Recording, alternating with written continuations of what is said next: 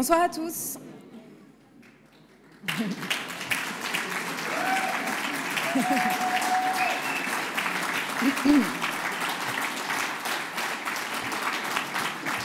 J'ai encore rien dit.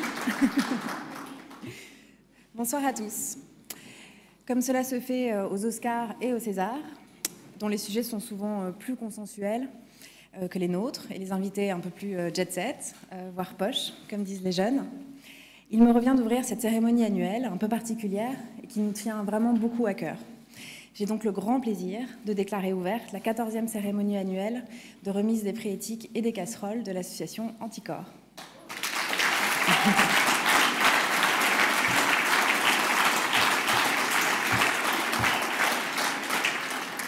J'ai l'immense honneur, depuis bientôt 2 ans, de présider cette association qui a beau être petite par sa taille. Nous avons 6500 adhérents et seulement 3 salariés, qui est aussi importante, très importante même, du fait des combats courageux qu'elle mène et du fait de son impact dans la société et dans les médias. Hier, Anticorps a obtenu une victoire de taille, celle de l'égalité devant la loi. Après 11 ans de bataille judiciaire, l'affaire des sondages de l'Élysée a finalement été jugée. Sans Anticorps, ce procès n'aurait pas eu lieu. Et pour que ce procès ait lieu, nous avons dû batailler à toutes les étapes. En cause, l'ex-secrétaire général de l'Élysée, M. Claude Guéant, ses collaborateurs et des millions d'euros de marchés publics, de sondages d'opinion autour de la présidentielle de 2012, passés sans aucun appel d'offres, avec des sociétés qui étaient en réalité des conseillers politiques au service du candidat Sarkozy. Pour se défendre, ils n'ont jamais dit qu'ils n'avaient pas respecté la loi. Pour se défendre, ils n'ont jamais dit qu'ils avaient respecté la loi. Ils ont dit qu'ils n'avaient pas à la respecter parce qu'ils travaillaient pour le président de la République. Nous avons contesté le bénéfice, au profit de ses collaborateurs de l'Élysée, du principe d'irresponsabilité prévu à l'article 67 de la Constitution. Pour cause, cette irresponsabilité ne concerne que le président de la République. La Cour de cassation nous a donné raison, mettant fin à leurs revendications très clairement abusives. Nous avons bataillé contre le procureur de la République de l'époque, qui ne voulait pas de ce procès et nous a mis des bâtons dans les roues pendant plusieurs années, jusqu'à la création du parquet national financier. Nous avons plaidé pour la mise en examen de Nicolas Sarkozy, compte tenu de la commande par l'Élysée de sondages sans rapport avec la présidence de la République. Sans succès. C'était allé trop loin pour la justice. Nous avons dénoncé la rémunération via des marchés publics d'un conseiller politique, M. Patrick Buisson, dont la supposée rémunération de plus d'1 million d'euros ne reposait sur aucun contrat et ne visait aucune mission. Nous avons contesté le fait qu'une coutume ait pu exonérer les collaborateurs du président de la République de respecter le code des marchés publics, faisant de l'Élysée une zone de non-droit, en plein cœur de Paris, abritant les plus hauts dirigeants de ce pays. Vous l'avez entendu, on a parlé d'immunité, de coutume, d'irresponsabilité, d'inviolabilité. Tout ce que l'on a entendu pendant des années de ce procès est un message d'impunité. Et c'est cette impunité-là que nous combattons. Si nous sommes rassemblés ici aujourd'hui, c'est parce que nous avons collectivement choisi de nous opposer aux abus du pouvoir et d'exiger l'exemplarité de ceux qui nous gouvernent, dans un contexte assez évident en ce moment de recul des valeurs démocratiques et des libertés fondamentales. C'est un combat difficile. C'est un combat difficile parce qu'il implique de s'attaquer à des personnes puissantes, des élites politiques et économiques qui ont souvent des intérêts communs. Mais ce combat, nous ne le menons pas seuls. Il y a des journalistes, des chercheurs, des élus, des artistes, des citoyens de toutes parts, des lanceurs d'alerte, qui par leurs paroles et leurs actes se battent pour faire entendre une autre voix. Nous sommes ici pour leur rendre hommage et leur dire que leur travail est fondamental, pas seulement pour nous, à Anticorps, mais pour tous, parce qu'ils dessinent une autre démocratie. Les journalistes sont les garde-fous de cette démocratie. Ils sont essentiels à notre compréhension des enjeux, dans un monde où la concentration des médias entre quelques mains réduit l'information à des répétitions de messages non censurés par les puissants. Leur travail doit être valorisé et protégé lorsqu'ils dénoncent ce que tout le monde tait. Nous dirons aujourd'hui, malgré les discours tous pourris, que de nombreux élus ont un comportement exemplaire et qu'ils exercent leur mission dans des conditions difficiles. Ces élus sont souvent eux-mêmes victimes de la corruption d'autres élus contre laquelle ils sont désarmés. Nous les encourageons donc à alerter, à nous saisir, à se battre pour une culture de l'exemplarité. Cette année, nous ne leur remettrons pas de prix, parce que nous sommes dans une année électorale cruciale, et nous ne voulons pas que nos prix soient instrumentalisés, qu'ils soient des tremplins électoraux, même si nous souhaitons évidemment que l'éthique soit au cœur des débats politiques, ce qui n'est pas vraiment le cas. Nous voulons aussi défendre très fort les lanceurs d'alerte, car ils sont des héros fragiles de notre démocratie. Parce qu'ils ont le courage de dénoncer des dysfonctionnements de notre société, ils subissent des représailles. Pourtant, une société qui ne veut pas voir ces dysfonctionnements est une société qui périclite, inexorablement. Le message que ces représailles a diffusé partout et que quiconque lance l'alerte en subira les conséquences. Il faut changer ce message, absolument, pour que dans notre pays et dans le monde, leur voix puisse s'élever sans crainte. C'est cette lumière-là que nous voulons vous montrer durant cette cérémonie, pour que ceux dont elle émane soient des phares dans cette démocratie défaillante, des exemples à suivre pour tous ceux qui veulent contribuer à nos combats. Nous sommes ici aussi pour dire à ceux qui se moquent de notre démocratie que leur mépris n'est pas passé inaperçu. Comme chaque année, nous remettrons donc des casseroles et des pantoufles à ceux qui les ont bien cherchés. Nous en rions parce que le rire est aussi une arme puissante. Nous en parlons parce que l'opprobre doit être une des conséquences du mépris de l'éthique et de la loi. Nous faisons le procès de ceux qui font le procès de l'éthique, surtout quand ils forment des étudiants, mais je ne voudrais pas trop en dire et vous gâcher la surprise des noms de nos récipiendaires. Je vais d'ailleurs vous laisser les découvrir et vous souhaite une excellente soirée.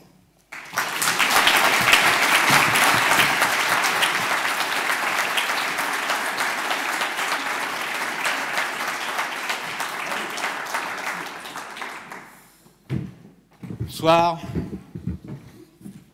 Donc vous avez compris qu'on va se marrer. On se marre comme ça depuis un certain temps. Chez Anticor, ça va le micro comme ça? Non, plutôt comme ça. Voilà, on s'est engueulé parce qu'on est deux. Comme ça? Sylvie Gravagna. Comme ça? On nous entend? On nous entend, c'est bien. Excusez-nous, on n'a pas eu le temps de faire des réglages techniques. Voilà, c'est fait. Bon, donc voilà,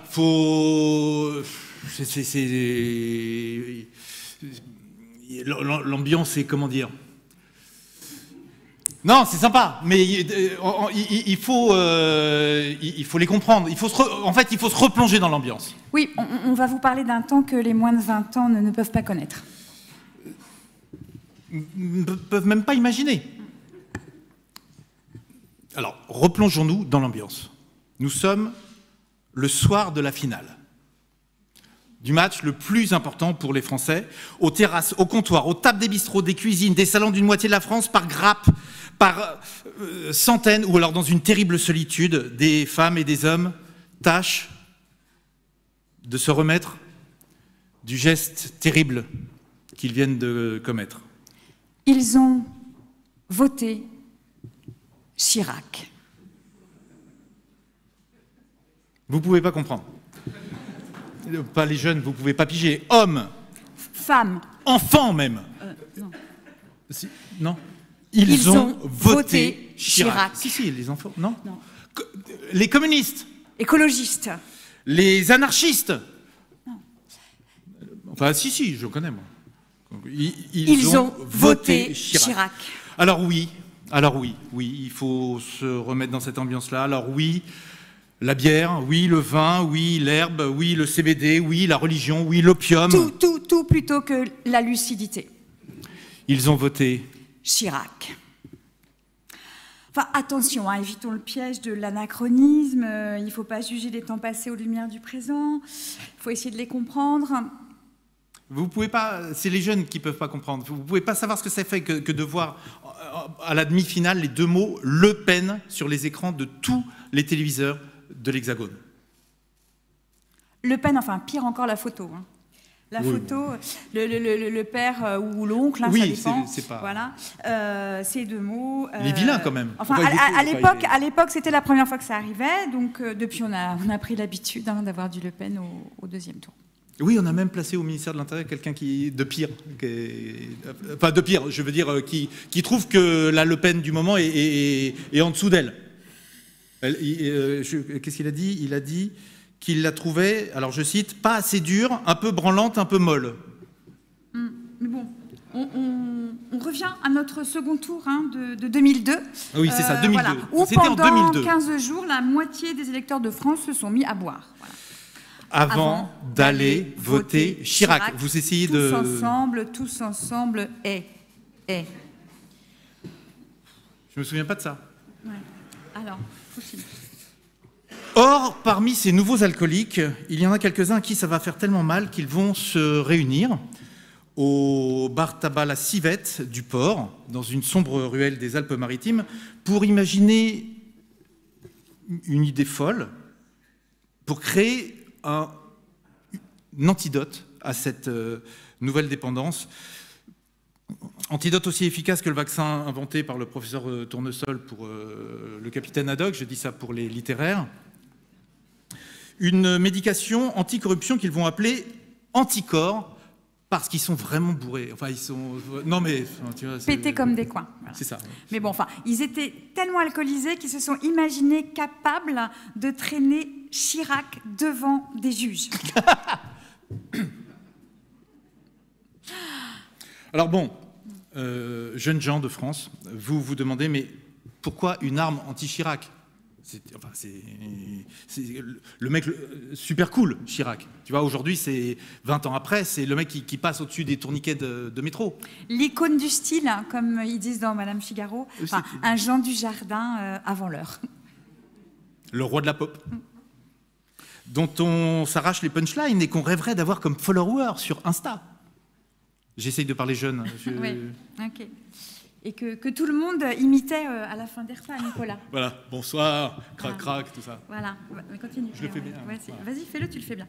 Alors certes, on a eu pire depuis, mais Chirac, à l'époque où vous étiez enfant, c'était super menteur. L'homme qui détourne l'argent de la ville de Paris pour payer son parti et ses élections. L'homme qui fait payer toutes les entreprises du BTP qui construisent des lycées d'Île-de-France pour payer son parti. C'est trop cool. Les voyages, les frais de bouche payés par les contribuables. Stylé. Les faux électeurs, les fausses factures. Les vrais faux passeports. Les HLM, de la ville de Paris. Les vrais faux passeports. Ouais. Et les autres pochetrons qui veulent le traîner devant les juges, ils sont... Enfin bon. Bon, mais comme disait Marcel Pagnol à Éric Alt, ils ne savaient pas que c'était impossible. Alors ils l'ont fait. Il buvait beaucoup, Pagnol, sur la fin aussi. Pardon. Certes, 20 ans après, nous en sommes encore à voir les deux mots Le Pen dans chaque pronostic électoral de 2022. Ces deux petits mots qui sont tellement manipulés qu'à la fin, on en trouve Zemmour derrière le buisson, prêt à jaillir comme Bolsonaro. Alors c'est un jeu de mots, jaillir. Et moi j'ai peur. Mais... Nicolas, c'est un bide, c'est pas grave. Mais c'était amusant parce que quand on le dit vite, ça fait jaillir Bolsonaro. Ça fait... Bon, alors évidemment, la période est au cynisme. Évidemment, on préfère voir le verre à moitié vide en ce moment. On préfère même, on en est jusqu'à préférer le négatif au positif. Enfin, dans les pharmacies. Mais quand même. Mais quand même. Si on passait une soirée optimiste et joyeuse. C'est janvier, quoi, merde. C'est encore le moment de faire des vœux, de s'embrasser sous le gui, je sais pas, moi. Si on bravait l'air sombre du temps. Faisons-nous des bisous barrières. Hein, si on regardait ce qui a changé en 20 ans. La courbe du chômage ? Non, pas vraiment. Mais depuis 20 ans, il y a eu une impunité du pouvoir qui s'est estompée. Hein. Regardons simplement tous ceux qui sont passés devant un tribunal depuis 2002. Jacques Chirac. Premier président de la République condamné pour détournement de fonds publics et abus de confiance. Alain Juppé. Pareil, condamné dans la même affaire pour avoir trompé la confiance du peuple souverain. Nicolas Sarkozy. Deuxième président de la République. Sinon, si je dis second, ça veut dire que ça s'arrête. Non, mais c'est les subtilités du français. Deuxième président de la République condamné, lui aussi, à 2 reprises pour financement illégal lors de la campagne présidentielle, corruption et trafic d'influence. François Fillon. C'était con. Christine Lagarde. Les Balkany. Condamné. François de Rugy. Ah oui, Jérôme Cahuzac. Claude Guéant. 1 minute de silence. Enfin oui, bon après, ils sont condamnés, hein, c'est tout. Oui, Sylvie, ils sont condamnés, car en prison, correctement encadrés, ils vont enfin apprendre à retrouver le droit chemin. Non. Enfin, d'abord, en prison, on est surtout encadré par des murs, hein, ou d'autres prisonniers, mais surtout, là, il n'y a pas de prison, que des condamnations, c'est tout. Non, si, ils sont... Pas de prison, non, que des condamnations, c'est tout. Mais Claude Guéant, quand même... Ouais, enfin, on verra. Si c'est pour déprimer Carcenti... Oui. Imagine-t-on le général de Gaulle mis en examen, ou Georges Pompidou, ou Jacques Foccart, ou Poniatowski? Non, Nicolas. Et pourquoi? Parce que Anticorps n'existait pas.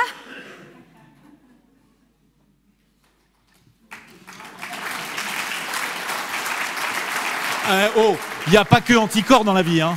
Il y a Sherpa, il y a Transparency International, il y a la cellule d'investigation de Radio France, il y a Mediapart, il y a Première Ligne, il y a Wikileaks, qui n'existaient pas non plus il y a 20 ans, et dont on comprend aujourd'hui qu'ils sont les... Indispensables à la démocratie. Oui. C'est ça. Parce que des réunions aussi improbables que... C'est des réunions aussi improbables que des journalistes dans un consortium international de journalistes d'investigation qui ont permis de mettre en lumière les Panama Papers, les Luxembourg Leaks. Et parce qu'aujourd'hui, le garde des Sceaux, Éric Dupond-Moretti, peut être mis en examen. Ah, il y a des vraies raisons de se réjouir. Non, mais en fait, c'est ce qu'on appelle les ministres embedded, tu sais, comme les journalistes qui vont au plus proche du terrain des opérations. Là, il va au plus proche du danger. D'accord, ok. Tu vois, c'est... Enfin, bon, bref.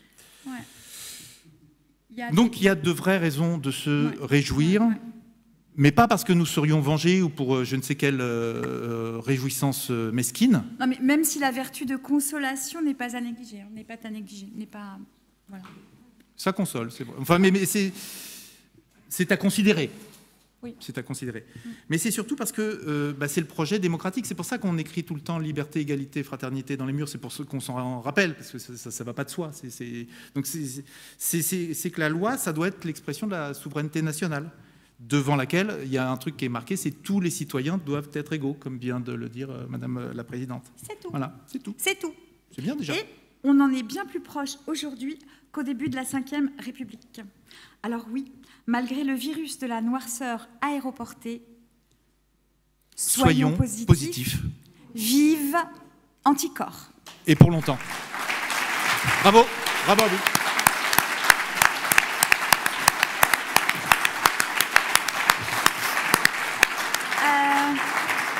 Donc ça, c'était ce qui était censé être marrant, c'est ça? Oui, merci Nicolas. J'ai l'honneur d'appeler Kaina Saadi, co-référente d'Anticorps Paris à la tribune pour remettre le premier prix éthique 2022. Merci Kaina.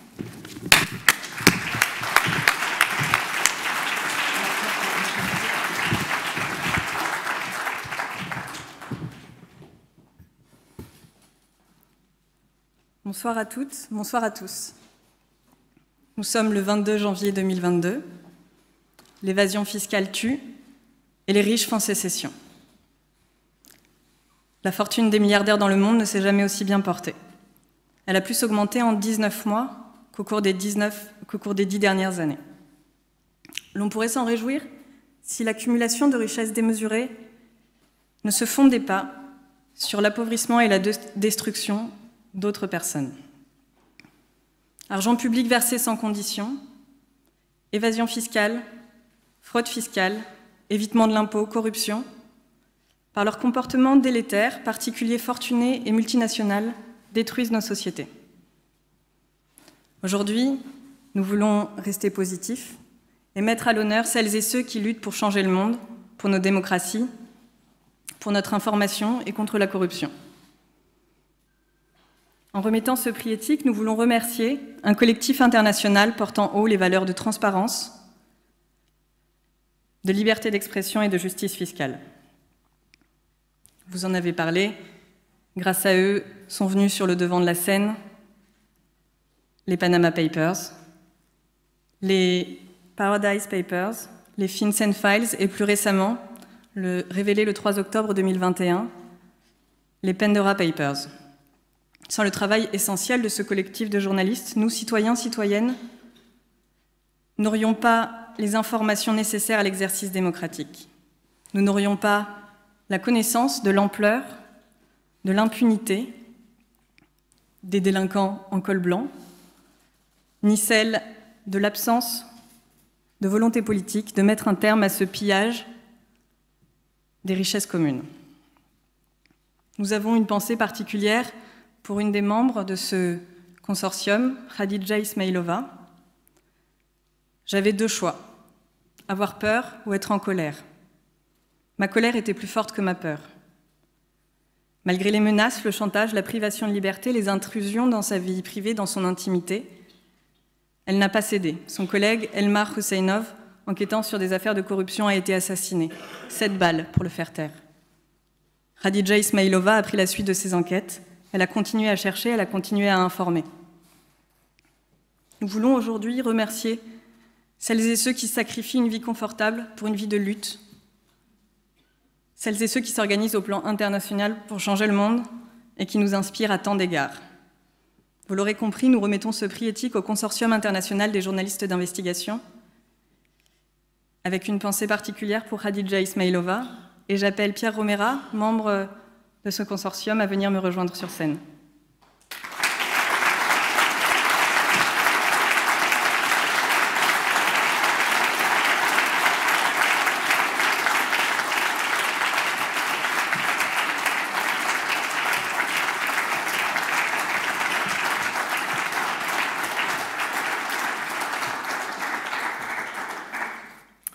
Merci beaucoup.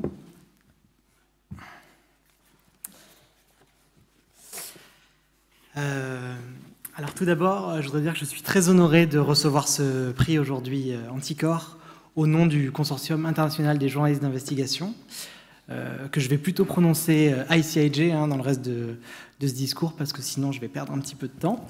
Je voudrais tout d'abord commencer par remercier les partenaires de l'ICIJ, sans qui tous les projets que nous avons menés ne seraient pas possibles, et plus particulièrement les partenaires français, donc je pense au Monde, à Cache Investigation ou à la Radio France, qui ont été parmi les premiers à croire au modèle de l'ICIJ et à nous faire confiance pour ces enquêtes.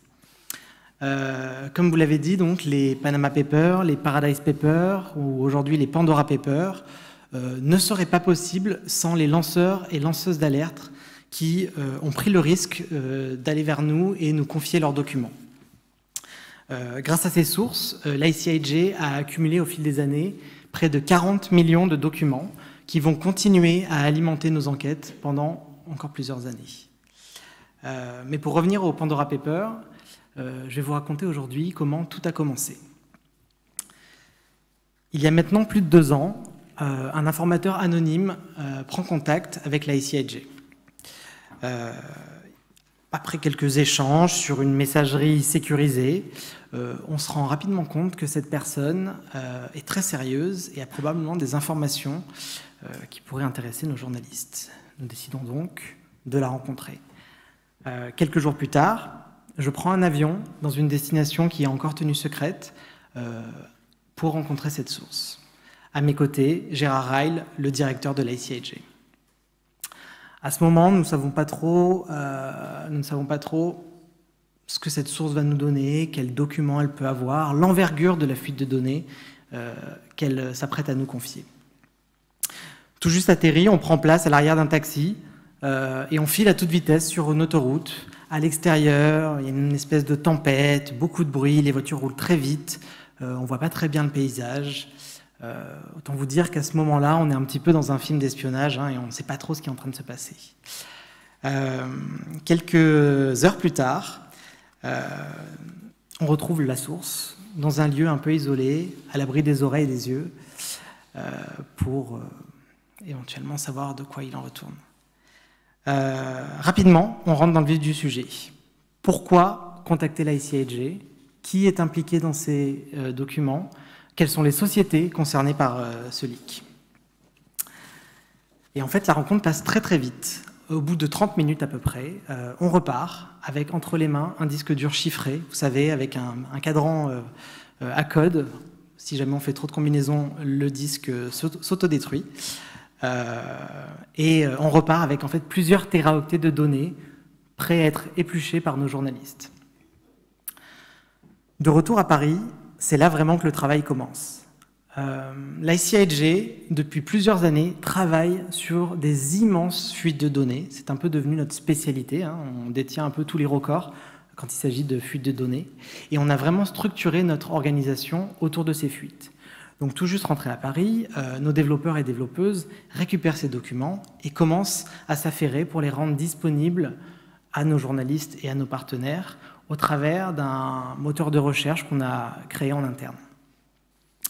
Très rapidement, des noms comme Dominique Strauss-Kahn, Tony Blair, Elton John, Claudia Schiffer, Andrei Babiš apparaissent dans les documents.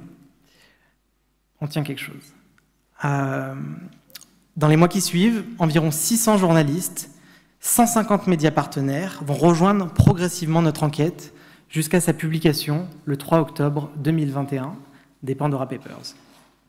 La suite de l'histoire, vous la connaissez probablement. Ce que vous ne savez probablement pas, c'est que malgré l'envergure de cette enquête et le nombre de journalistes impliqués dans nos enquêtes, l'ICIJ reste une petite ONG américaine d'environ 40 personnes. Le défi que nous essayons de relever chaque jour, c'est de coordonner des enquêtes internationales pour mettre le doigt sur des problèmes systémiques de corruption et d'abus de pouvoir. Pour y parvenir, nous avons un ingrédient secret, vous l'aurez deviné, ce sont les données. Nous sommes convaincus qu'en plaçant au centre de nos enquêtes ces données, nous fournissons à nos partenaires non seulement des données qui sont exclusives, mais aussi nous leur permettons de se prêter à un exercice de collaboration comme jamais auparavant. C'est un modèle qui fonctionne. Juste en France, entre 2013 et 2019, l'État a récupéré 379 millions d'euros d'impôts et de pénalités des suites de nos enquêtes. C'est un nombre qui continue de grandir chaque jour, et à chaque fois que l'ICIJ sort une nouvelle enquête, on crée un vrai momentum politique qui permet de promulguer de nouvelles lois et de nouvelles réformes pour lutter contre l'évasion fiscale. Nous sommes très très heureux de voir que de nombreuses organisations aujourd'hui imitent nos méthodes, et on se rend compte que même si les journalistes avaient pour réputation de ne pas savoir vraiment partager, eh bien, on avait tort. Ils adoptent ce modèle collaboratif et ils savent démontrer que pour ce genre de projet, ils peuvent procéder à des changements de paradigme assez radicaux. Au nom de tout l'ICIJ, de toutes les personnes impliquées dans ces enquêtes, de tous nos partenaires, merci pour cette Marianne.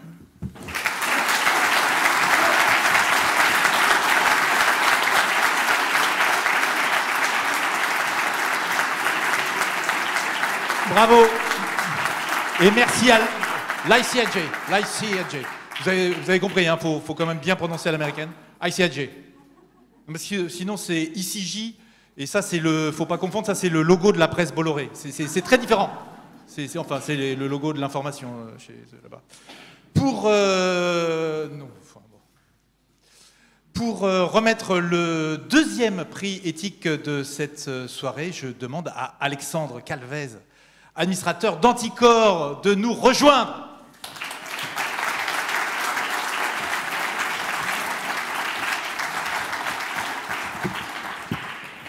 Bonsoir. Alors pour nous autres militants anticorruption, s'il ne fallait retenir qu'un seul ouvrage cette année, c'est celui-là. La corruption, comment ça marche, fraude, évasion fiscale, blanchiment. Extrait. Jadis, lorsque j'effectuais des contrôles fiscaux avec mes collègues, nous étions capables de reconnaître par la seule analyse du montage le tour de main de tel ou tel comptable, tel ou tel ancien collègue devenu avocat. Aujourd'hui, ce n'est plus possible. Le cancer de la fraude a dispersé ses métastases dans l'ensemble des opérations économiques. L'écosystème de la fraude s'est professionnalisé. Il ne peut plus être réduit au comportement de tel ou au tour de main d'un métier. Il s'est démocratisé. Tout le monde dispose de la bonne boîte à outils. La fraude est souvent enseignée dans des universités et dans des écoles de commerce. La présentation des montages dits défiscalisants est accompagnée d'un clin d'œil complice ou d'un pouce levé vers les plus réactifs lors des travaux dirigés. Pour les montages plus complexes, méritant une plus grande discrétion, des formations spécifiques offshore sont mises en place. La généralisation des fraudes ne pouvait plus se contenter d'un accompagnement rudimentaire ou épisodique. La demande était immense, trop d'argent était en jeu. C'est un nouveau métier qui s'est alors développé. Ainsi, des cohortes d'avocats d'affaires, de comptables, de notaires, de conseils fiscaux et de banquiers ont conçu des montages sur mesure et sur étagère, sur place ou depuis des paradis fiscaux. L'auteur de ces lignes, Noël Ponce, que nous récompensons ce soir, nous offre par cet ouvrage une plongée dans la mécanique de la fraude. Sont en particulier décortiqués les enjeux qui entourent les paradis fiscaux, les montages offshore et le rôle joué par les plus grands cabinets de conseil de la planète. Le contenu est encyclopédique. De la malédiction de l'or noir pour les pays producteurs de pétrole à la corruption dite du quotidien lorsqu'il s'agit d'attribution de marchés publics ou d'octroi de subventions à des associations. Tout y passe. Noël Ponce veille à n'occulter aucun sujet, y compris les plus contemporains, cybercriminalité, crypto-monnaie ou encore tout récemment les aides publiques versées dans le cadre de la crise sanitaire.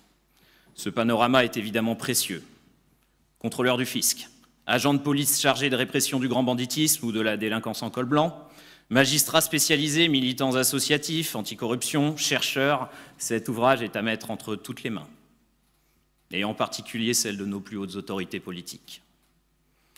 Nous récompensons également ce soir une démarche de long terme, une démarche qui s'est traduite par l'écriture de plusieurs ouvrages. En 2006, Col blanc et main sale. En 2009, Arnaque, le manuel antifraude. En 2012, La corruption des élites, expertise, lobbying, conflit d'intérêts. Et puis en 2013, 92 Connection, les Hauts-de-Seine, laboratoire de la corruption. Ce soir, nous récompensons également un engagement, celui d'un individu passé à la fois par les services fiscaux et par le service central de prévention de la corruption, qui n'a pas transigé, qui est resté fidèle à ses convictions et les a traduites tout au long de sa carrière professionnelle. Un engagement pérenne contre la corruption et donc un engagement au service de la société dans son ensemble. Et j'ajouterai également un sens inné de la narration ainsi qu'un goût immodéré pour la transmission. J'en ai moi-même profité. Vous le savez peut-être, Anticor organise des balades insolites sur les traces de la corruption à Paris et Noël fut l'un des tout premiers à participer à ce projet embryonnaire et à partager avec nous sa connaissance des plus grandes affaires. Et donc c'est donc un grand honneur, Noël, de te remettre ce soir ce prix éthique Anticor. Merci Noël.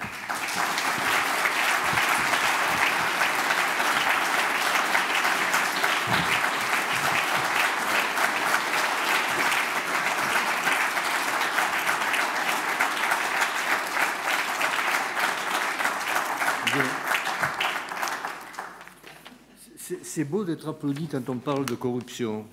Hein, c'est pas mal. C'est pas mal. C'est plutôt discret ailleurs. Là, bon, voilà. Bien, tout d'abord, mais écoutez, cette Marianne est fort belle. Je voudrais d'abord vous remercier chaleureusement pour avoir distingué cet ouvrage, mais surtout pour votre constance remarquable dans la lutte que vous poursuivez depuis 14 ans. Hein, effectivement, depuis que, et surtout lorsque les vents sont défavorables. Là, il faut tenir la distance. Donc voilà, on a vu, on a beaucoup de quelques personnes donc, qui s'occupent de ce problème. Mais effectivement, quelques mots sur l'ouvrage rapidement. J'avais bien parlé, effectivement. Mais ce que j'ai voulu faire ici, c'est une balade dans le côté noir de l'économie. Ce qu'on ne raconte pas à l'université, ce qu'on ne raconte pas ailleurs. Je dis que finalement, voilà comment ça se passe. Et ça se passe, c'est relativement simple, les montages sont simples, sauf qu'ils se multiplient, hein, ils se croisent, ils se décroisent en fonction, et donc effectivement la différence, c'est l'international et le support politique que peuvent avoir des personnes. Bien.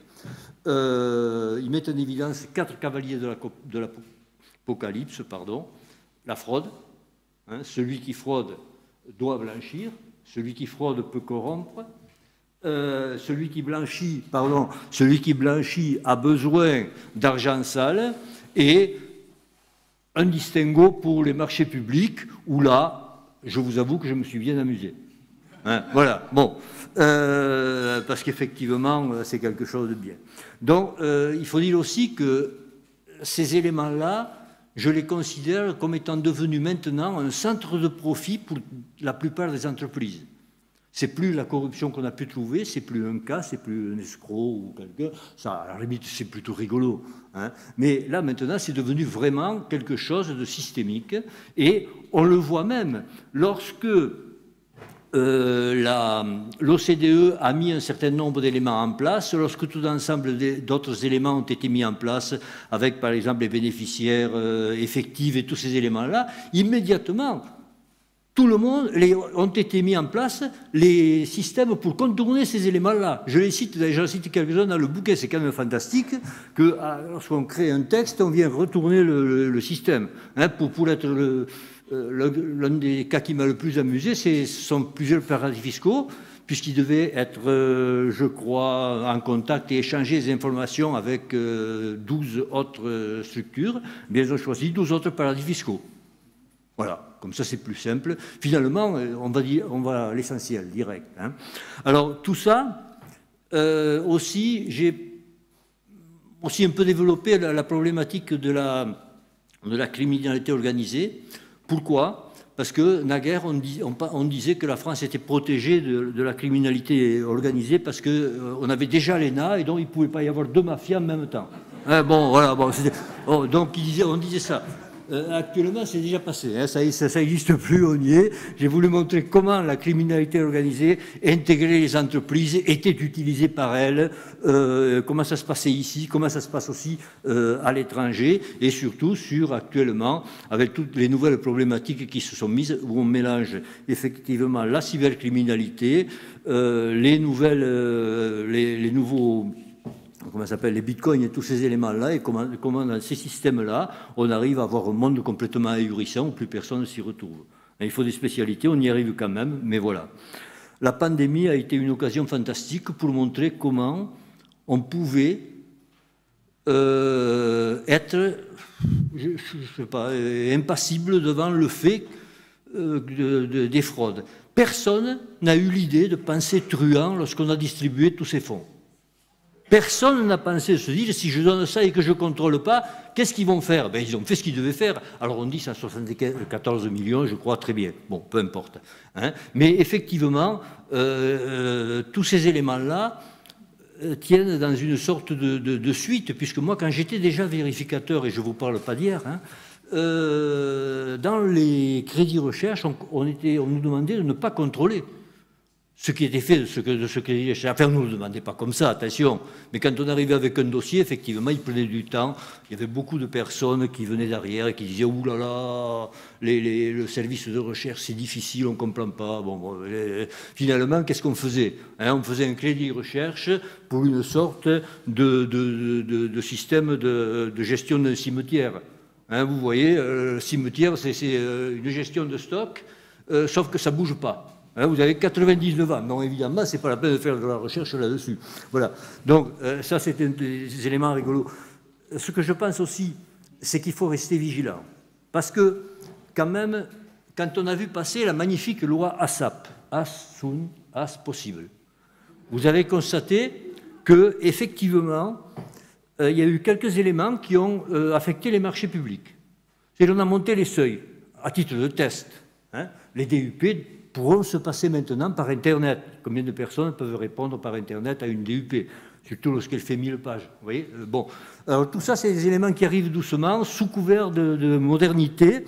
C'est une drôle de modernité pour moi. Ce qui m'a aussi amusé, c'est ces cris d'orfraie qui ont été poussés contre toutes ces personnes qui étaient condamnées. Diable!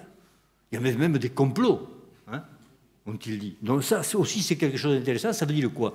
Ça veut dire que là, derrière, il y a une recherche. Le système du secret des avocats, d'un certain type de secret des avocats aussi, pas du secret de la défense, mais on va essayer de tirer. Tous ces éléments-là, les amendements sénatoriaux qui concernent aussi, qui peuvent limiter et poser un problème avec le régime des lanceurs d'alerte, s'ils sont poursuivis. Attention, bon, voilà. Mais pour tout ça, pour la corruption, je pense que le diable se cache aussi dans les détails.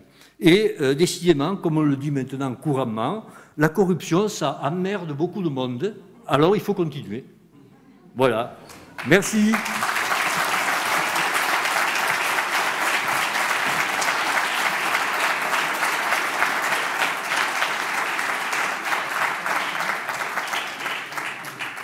Merci beaucoup Noël hein, pour la corruption pour les nuls, hein, c'est ça? Donc si tu peux m'en dédicacer un pour Maître Karsanti pour donner à Monsieur Guéant. Non mais il a le temps là en ce moment, il a un peu de temps, 400 pages, ça va, c'est pas, tu vois, il faut se dépêcher parce qu'il sort vite. Alors, pour remettre la première pantoufle de la soirée, nous accueillons Carole Rouault, responsable du développement des médias, Basta et Politis quand même.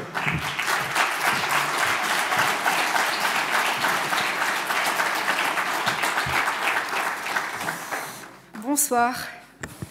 Bon alors je reviens un peu de loin parce que en fait il y a 15 jours à peu près, j'étais chez moi, j'étais dans mon appart en pantoufles, en jog. Comme ça, j'étais là, je regardais d'un côté la pile de linge à repasser, de l'autre côté la pile de livres à lire, mon ordi avec la pile de mails en retard. J'étais complètement à plat, crevée, enfin un peu comme tout le monde en ce moment. Et là, le téléphone sonne. Et j'ai au bout du fil Élise Van Beneden, notre chère présidente, et elle m'appelle pour me proposer de remettre un prix ce soir. Alors, je dis, génial, alors c'était qui? Alors elle me dit, bon, je te dresse un portrait rapide de l'impétrante, puisque donc c'est une femme. Alors, c'est une vraie Wonder Woman. Elle est pimpante, elle est incisive, elle entre là en 2022 dans sa 40e année, rugissante. Elle a déjà créé, alors accrochez-vous, bastingage, elle a été députée, secrétaire d'État à la transition écologique, créatrice d'un think tank sur le développement durable, porteuse d'une loi, la loi anti-gaspillage pour une économie circulaire. Elle a été impliquée aussi dans la diplomatie verte française auprès des instances européennes. Et elle a été chargée de mission au sein de l'Agence française de développement. Et alors le summum, cette personne a été également vice-présidente de l'Assemblée des Nations Unies pour l'environnement. Alors là, je me dis, bon, c'est une citoyenne du monde, mère de famille. Je dis, waouh, là vraiment, toute cette énergie consacrée à l'État, à la lutte écologique, j'étais hyper impressionnée. Et alors là, Élise ajoute, non, mais attends, en plus, c'est une bête de travail. Elle consacre toute son énergie à l'État, à la France, à l'intérêt général, à la sauvegarde de la planète. Alors là, je me dis, non, mais attends, quelle femme, quel modèle, mais je veux. Je vais remettre une Marianne, c'est trop bien. Et là, silence éloquent d'Élise au téléphone. Allô? Qu'est-ce que j'ai dit? Alors, là, le portrait se précise un petit peu. Donc cette grande passionnariat de l'État, de la nature, des petits animaux, l'est par intermittence, on va dire. Bon, parce qu'elle a un CV en millefeuille, comme je voulais rapidement dresser, là, elle fait beaucoup de choses. Mais disons que son intérêt pour le public et l'écologie est en fait cyclique. Et elle aime bien alterner avec les affaires privées, industrielles, polluantes, voire un petit peu toxiques, et bien sûr fortement rémunératrices. Bon, ça c'est normal. Alors, à son crédit ou à son débit, on peut dire qu'elle a, quand elle était secrétaire d'État, elle a aussi autorisé, elle a permis à Total d'utiliser de l'huile de palme pour produire des biocarburants. Notre élu du jour a aussi milité pour le maintien des glyphosates. Bon, après, c'est une parenthèse, mais elle a aussi soutenu la baisse des APL. Bon, on n'est pas dans l'environnement, mais c'est autre chose.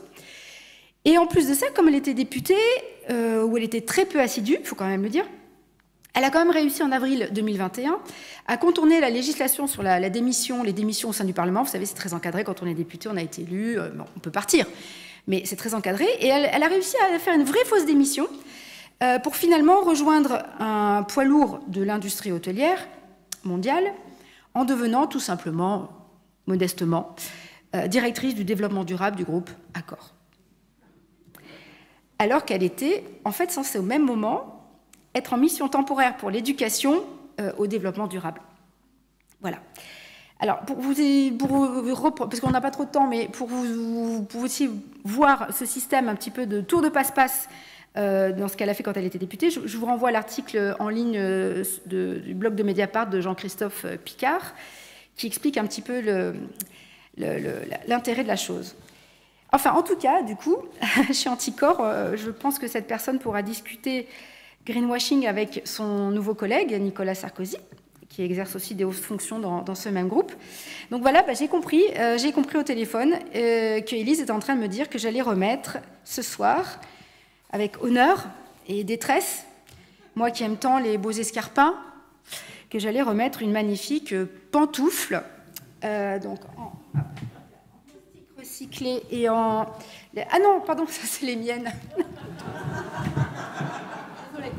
Oh, c'est ça en fait. Voilà. Que j'allais remettre une magnifique pantoufle en plastique recyclé et en laine bio à Brune Poisson, qui est là ce soir. Elle est là. Elle est où? Ah.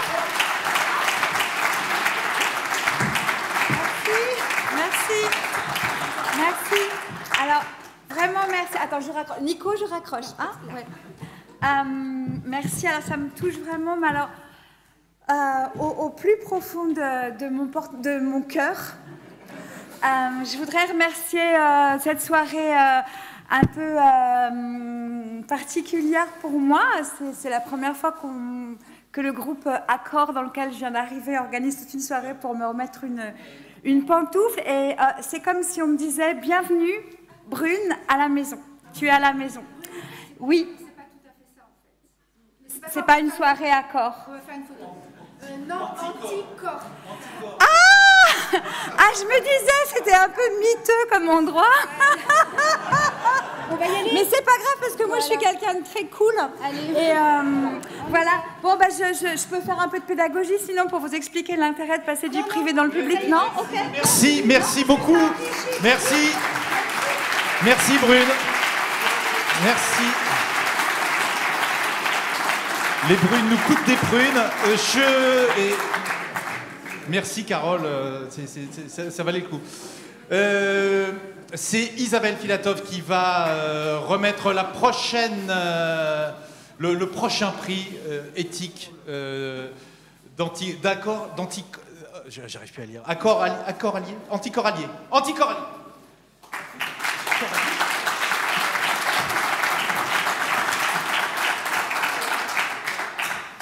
Alors, il y a des notes là de mes prédécesseurs. Bonsoir. La lauréate du prix éthique Anticor que je vais vous présenter ce soir travaille pour l'intérêt général depuis 10 ans. Elle traque les demi-vérités, les dissimulations. Elle met en valeur la recherche scientifique. Elle réclame la justice pour les victimes innocentes. Elle engage un dialogue apaisé et la recherche de solutions constructives avec les politiques et avec toutes les parties prenantes. La famille de Valérie Murat cultivait les vignes qui donnent ce bon vin de Bordeaux. Mais régulièrement, des hommes venaient démarcher son père pour qu'il ajoute encore une autre, une deuxième, une troisième, une quatrième dose de pesticides sur ses vignes. « Il a plu hier, disait-il. Il faut en rajouter, sinon l'efficacité va diminuer. » Ou alors, il proposait encore plus de produits chimiques pour toutes les maladies champignons imaginables, en agitant la peur chez ces vignerons. Surtout, ne prenez pas le risque de perdre votre récolte. Alors que le vrai risque était ailleurs. Mais ils ne le savaient pas. Quelques années après être entré dans une retraite bien méritée, le père de Valérie est mort d'un cancer du poumon. Valérie s'est alors lancée à corps perdu dans la recherche de la vérité et dans la quête de la justice, avec pour mot d'ordre « plus jamais ça ». Elle a fondé l'association Alerte aux toxiques, qui est co-titulaire du prix et qui est représentée ici par son président, Pascal Desmolis. L'association recueille des données qui permettent aux habitants et aux agriculteurs du Bordelais et de toute la France de mieux connaître les risques des pesticides et leur prévalence. Elle a publié par exemple une carte des écoles enclavées dans le vignoble.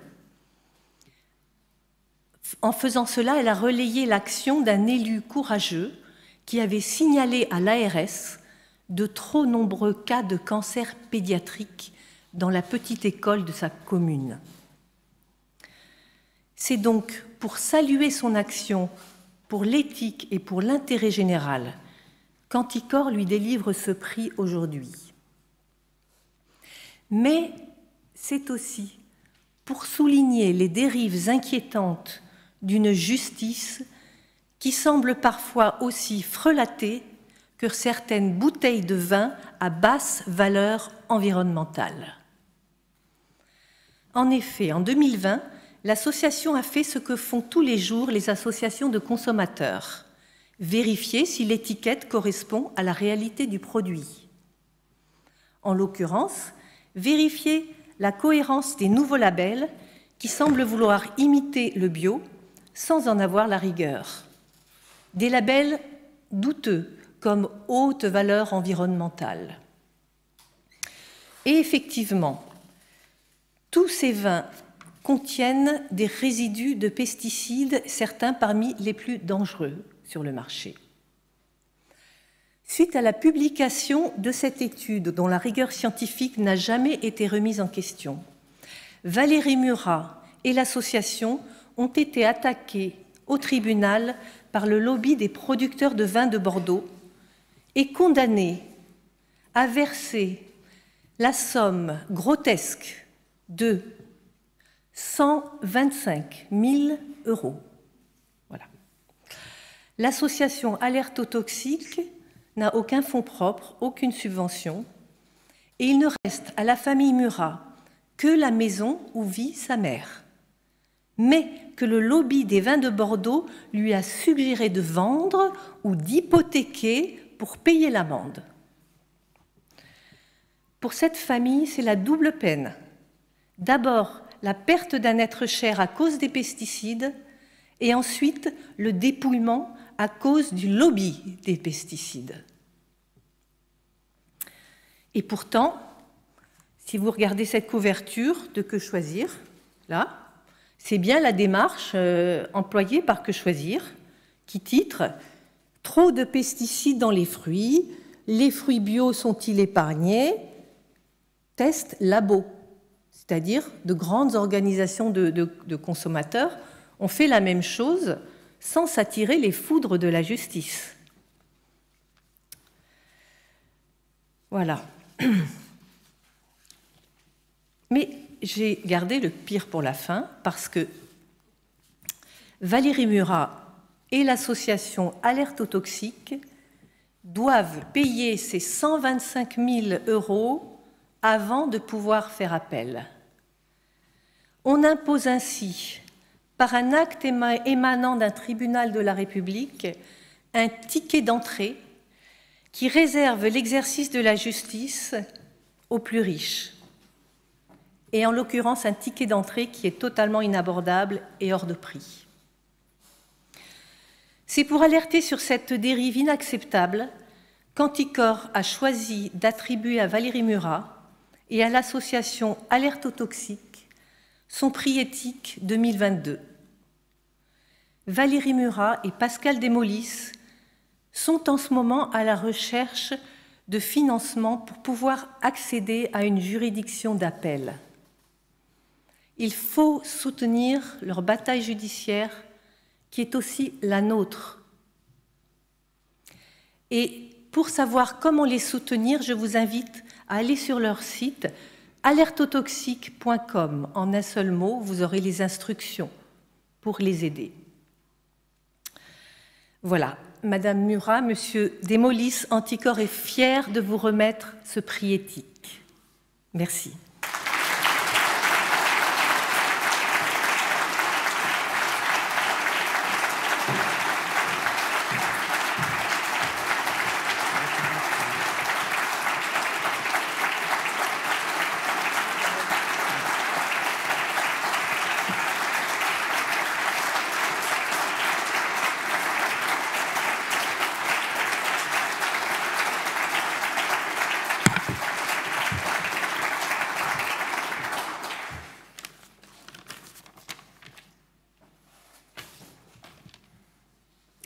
Bonsoir à toutes et bonsoir à tous. Alors autant vous le dire tout de suite, je suis assez impressionnée.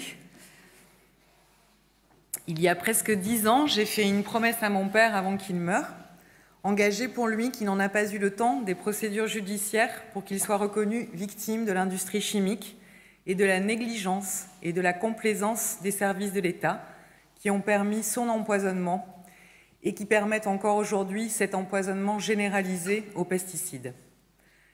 Quand je lui ai fait cette promesse, « Papa, tu ne seras pas mort pour rien », ni lui, ni moi, nous n'imaginions alors où cela me mènerait.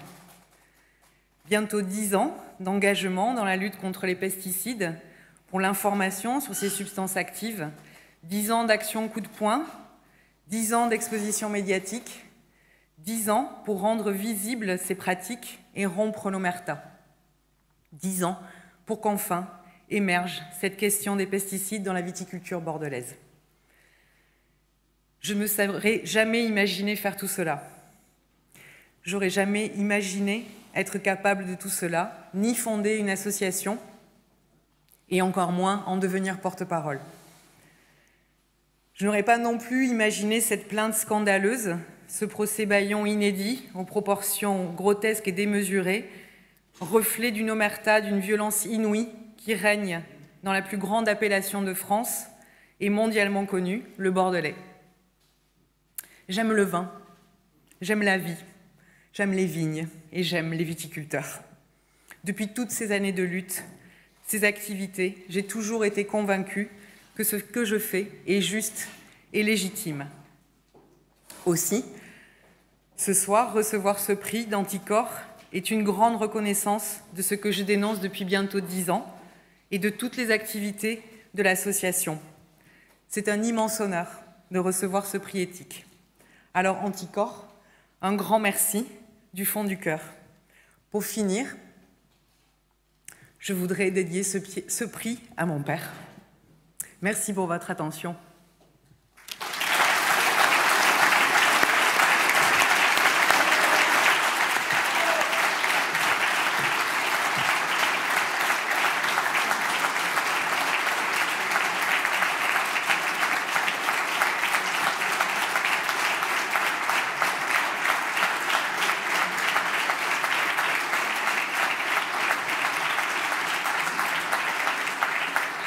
Merci beaucoup Valérie, merci beaucoup Isabelle. Quand même, 125 000 € pour avoir le droit de faire appel, ça picole beaucoup dans les tribunaux bordelais.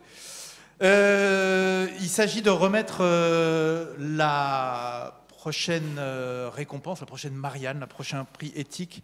Et c'est Didier Melmou, administrateur et coordinateur des groupes locaux d'Anticor, qui va s'y coller.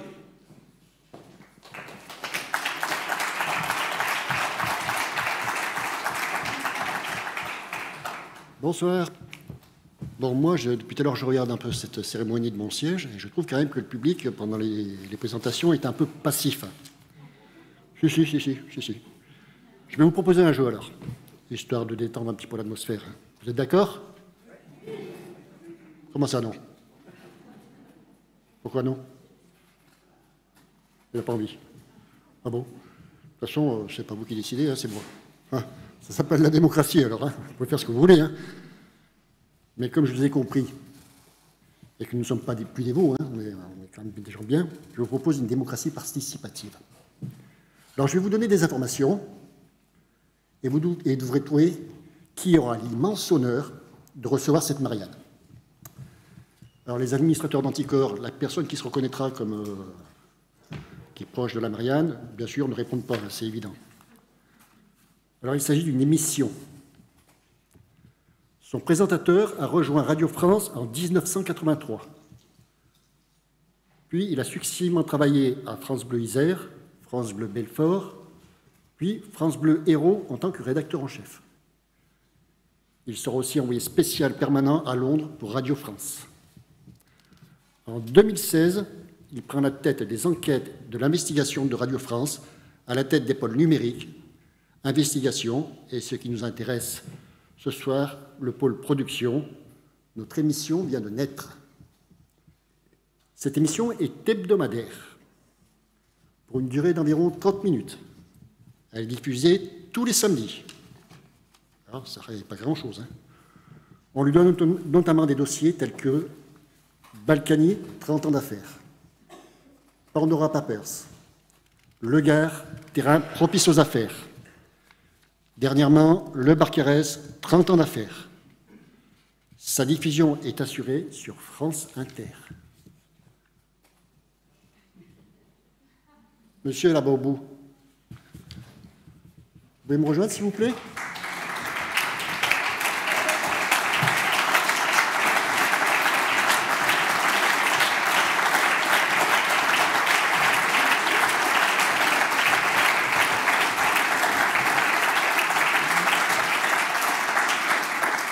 Je pense que vous avez la réponse.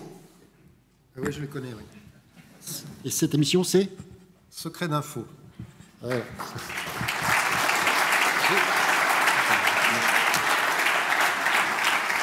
Alors, Anticor a décidé de récompenser l'émission Secret d'info. Alors, vous me corrigerez si je me trompe, mais Secret d'info, c'est M. Jacques Monin, donc celui qui préside tout ça, mais aussi Abdelhak El Idrissi, Laetitia Cherel, Benoît Colomba, Martin Broyer, Élodie Guéguen, Christophe Imbert, Nicolas Dewitt, Philippe Reltien et Anne-Laure Barral. J'en ai peut-être oublié, sûrement, mais quelques-uns.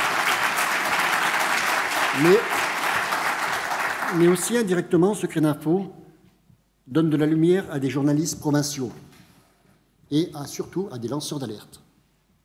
Parce que vous ne savez peut-être pas, mais c'est quand un lanceur d'alerte à son dossier qui passe dans votre émission, ça lui fait un bonheur immense. Immense, je vous le promets. Voilà pourquoi le conseil d'administration d'Anticor a décidé de décerner cette Marianne à l'émission Secret d'Info. Merci. Je fais juste un petit bémol. On m'a fait des remarques. C'est trop court.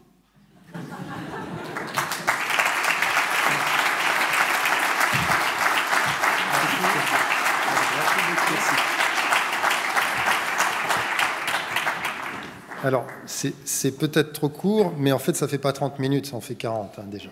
Donc, on a gagné 10 minutes. Et j'ai peut-être mal lu le mail qu'on m'avait envoyé, parce qu'on m'avait dit vous aurez 2 minutes pour faire un discours. Je vais peut-être prendre un petit peu plus. Comme ça fera un peu plus long aussi.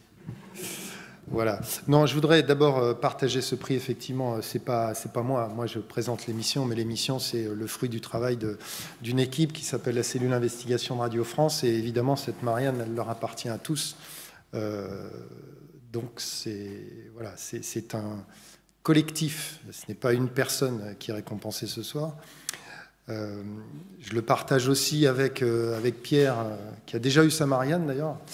Mais avec les partenaires avec lesquels on travaille, puisqu'effectivement on travaille aussi avec l'ICIJ, c'est grâce à eux qu'on a pu exposer à la radio les Pandora Papers, mais avant ça les Implant Files, les FinCEN Files, les Paradise Papers, etc. Et puis je voudrais avoir une pensée aussi ce soir pour un autre consortium avec lequel on a travaillé très récemment, et avec lequel on travaille depuis 4 ans d'ailleurs maintenant, qui s'appelle Forbidden Stories. C'est grâce à eux aussi qu'on a pu sortir l'affaire Pegasus, qui est aussi une affaire... qui pose de vraies questions démocratiques. Donc c'est important de bien comprendre que ce qu'on fait n'est pas le fait d'une star qui serait à l'antenne, mais vraiment d'un collectif qui travaille derrière et qui non seulement travaille en équipe, mais travaille aussi avec d'autres associations. Et je crois que c'est ce qui fait la force et la richesse de notre émission, qu'on n'a jamais positionnée, enfin, dont on n'a jamais imaginé d'ailleurs que c'était une émission de buzz ou de show. Au contraire, on essaie d'avoir une approche très pédagogique, très distanciée, incisive, mais en même temps distanciée de l'information qu'on diffuse. C'est une histoire qui est relativement récente, la cellule d'investigation de Radio France, puisqu'elle date en fait même si j'en ai pris la direction en 2016, son origine remonte à 2014. À l'époque, on était 2. On n'était que 2, j'ai envie de dire, pour démarrer. Il y avait un autre journaliste qui s'appelle Mathieu Aron, qui est maintenant à l'Obs. Et puis au bout de 2 ans, on a réussi à constituer petit à petit une équipe avec le soutien de Radio France, c'est important de le préciser, de la maison dans son ensemble. Une équipe qui maintenant donc, comporte une dizaine de personnes et permet de diffuser cette émission, qui est quand même une émission relativement longue, compte tenu des moyens dont on dispose, parce que franchement, avec 6 journalistes qui travaillent à temps plein pour produire des enquêtes quand même relativement long format, bah, c'est un peu une gageure que d'être présent tous les week-ends. Et je vous assure que c'est pas simple, à la fois parce que les sujets qu'on traite ne sont pas simples, mais aussi parce que l'investigation, par nature, ça demande du temps, ça demande de l'investissement, ça demande... Voilà, c'est pas de l'actualité, on ne court pas après l'actualité pour remplir un journal, sachant qu'à la radio, les journaux se succèdent les uns aux autres. Mais en tout cas, c'est un peu une gageure. Je crois qu'on a réussi, j'espère, en tout cas, cette Marianne nous conforte dans cette idée à réaliser, que de positionner l'enquête et l'investigation à la radio. Parce qu'avant 2014, il y avait évidemment des journalistes qui faisaient de l'enquête. Et Benoît Colomba, qui fait partie de notre équipe et qui est dans la salle ici, le sait, c'était un des seuls à Radio France à enquêter, mais il enquêtait un peu seul et un peu dans son coin. Là, on a réussi à constituer une véritable cellule qui est dédiée à ça, avec des moyens voilà, qui lui ont été attribués. On a essayé d'inventer aussi un langage qui, je crois, n'existait pas, parce que quand on a voulu... Au début, les enquêtes étaient courtes, et puis petit à petit, on les a rallongées. Quand on a voulu raconter des histoires qui sont des affaires judiciaires ou qui sont des questions de société, quand vous vous retrouvez avec un dossier d'instruction et qu'il faut le raconter à l'antenne, on se dit comment on fait, quoi. Donc il a fallu aussi réfléchir à une écriture radiophonique qui est celle qu'on a trouvée maintenant. Si vous écoutez l'émission, vous verrez qu'il y a beaucoup de textes qui sont lus, par exemple, mais qui sont lus un peu comme si on construisait une pièce de théâtre, sauf qu'il ne s'agit pas de théâtre, il s'agit évidemment de la réalité. Et c'est cette réalité qu'on essaie d'exposer, voilà, avec cette écriture qu'on a peu à peu affinée. Et puis la dernière des choses que je voudrais juste vous dire, c'est que bah, je suis très sensible au fait que vous nous remettiez une Marianne en cette année électorale, au cours de laquelle, on le voit, certains des candidats attaquent le service public de radio-télé. Et le fait que vous récompensiez une émission du service public, pour moi, a du sens. Parce qu'en ce moment, bon, vous entendez cette petite musique, qui n'est pas qu'une petite musique, qui est souvent d'ailleurs un roulement de tambour qui est en train de monter d'une manière générale contre la presse et les journalistes, qui sont, quoi qu'on en dise, et compte tenu de tous nos défauts, et on sait qu'on en a, et en plus la presse est plurielle, comme toutes les professions, mais qui est quand même un des piliers essentiels de la démocratie. Quand on voit que cette musique monte, quand on voit que régulièrement on nous traite, alors parfois de repères de gauchistes, parfois de suppôts du pouvoir macroniste, bien que je vois mal comment on peut être à la fois gauchiste et suppôt du pouvoir macroniste, mais en tout cas c'est ce qu'on nous reproche. Quand on entend tout ça, on se dit que le service public est quelque chose qu'il faut aujourd'hui défendre, qu'il faut préserver, parce que quoi qu'on en pense et quels que soient nos défauts, les rédactions, notamment de Radio France, sont des rédactions indépendantes, et l'indépendance est un bien public qu'il nous faut absolument préserver, surtout au moment où beaucoup de nos confrères privés sont aux mains d'un certain nombre d'industriels, de milliardaires, et on voit quels sont les mouvements concentrationnaires qui sont en train de se jouer. Donc voilà, je pense que c'est important aussi qu'à travers ce prix, ce soit le service public de radiodiffusion qui soit conforté, qu'il faille préserver. Donc voilà, et si vous considérez qu'effectivement on contribue à faire avancer l'engagement, en tout cas la promotion de ce que peut être l'éthique, c'est-à-dire la promotion de comportements qui sont soucieux du bien public et de l'intérêt général, bah écoutez, je la reçois comme un encouragement à continuer, et je vous promets que c'est ce qu'on va faire. Voilà. Merci.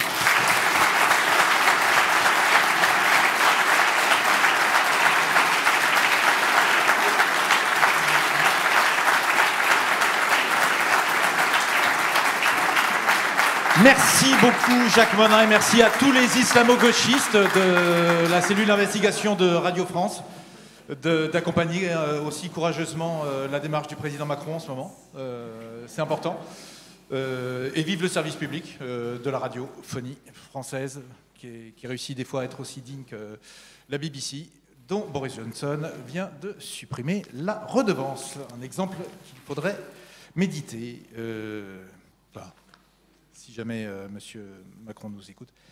Pour remettre la deuxième pantoufle, il n'y en a que deux, hein, mais bon, c'est... Voilà. Il y a une raison derrière tout ça. C'est Jean-Robert Lombard que nous allons accueillir et applaudir. Bonsoir Paris. Très heureux d'être ici à la clinique des Flots Bleus, section gériatrie. Non, ça c'était hier, pardon, je me trompe. Bon, en tout cas, je remercie l'association Anticorps d'avoir accepté ma demande d'être floutée et ma voix truquée à la vidéo. En tant qu'artiste français, j'aimerais continuer à travailler un petit peu dans ce pays. Voilà. En attendant, j'ai envie de vous parler du monde, non pas du silence, mais du monde de l'ombre, des gens de l'ombre. Ces gens qu'on ne connaît pas et qui pourtant font un massacre à leur niveau. Si je vous dis par exemple Natacha Valla. Merci, bonsoir. Bon, ben voilà, on y est. Natacha Valla connaît pas, eh ben moi non plus. Quand Maëlys d'Anticorps, il y a quelques jours, alors que j'avais un rouleau de peinture à la main, m'appelle et me dit « Tiens, tu vas remettre une pantoufle à Natacha Valla ». Et je dis « Mais qui va là ?»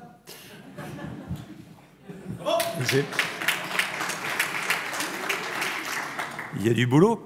Et donc Natacha Valla, je ne connaissais pas non plus. Et donc j'ai tapoté sur Internet et j'ai découvert que cette sympathique jeune femme travaillait donc à la BCE, à un très haut niveau à la BCE, qu'elle a quitté parce qu'un certain Bernard Arnault, je crois, lui...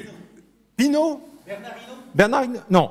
Non, Bernard Arnault, je crois, enfin, je ne sais pas, quelqu'un d'apparemment fortuné, lui a proposé un poste dans sa petite entreprise familiale LVMH, poste qu'elle a accepté, car elle a sans doute un bon cœur, cette dame.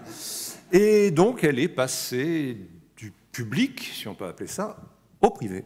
Voilà, ce qu'on appelle les portes battantes aussi.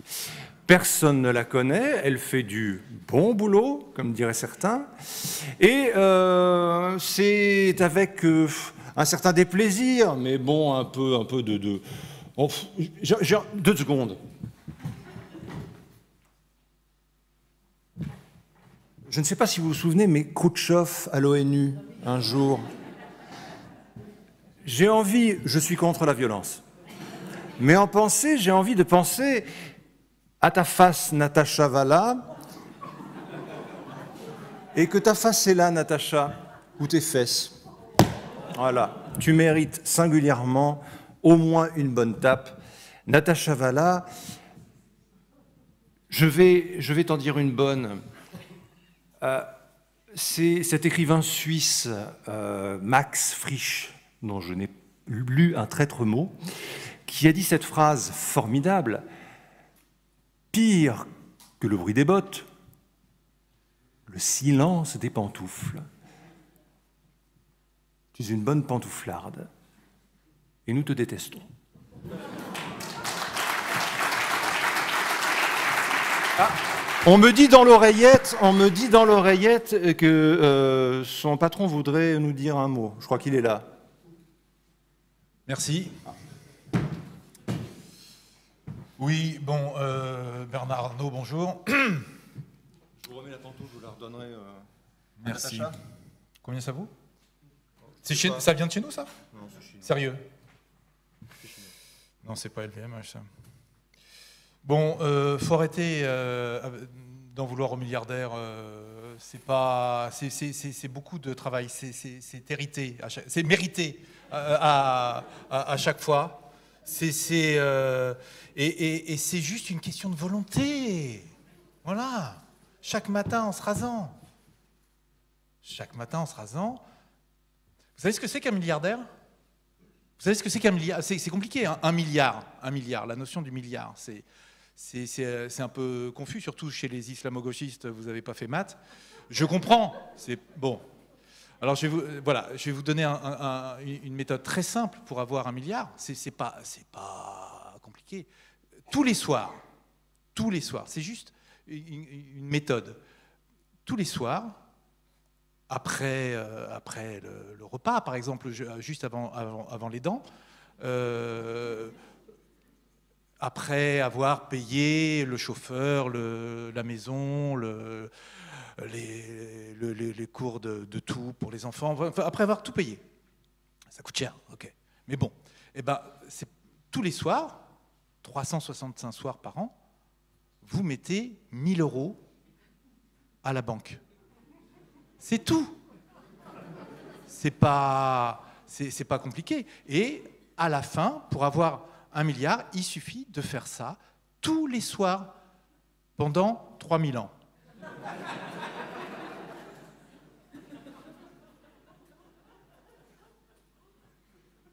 Vous voyez mieux maintenant ce que c'est qu'1 milliard ? 2021, c'est 62 milliards, Bernard Arnault.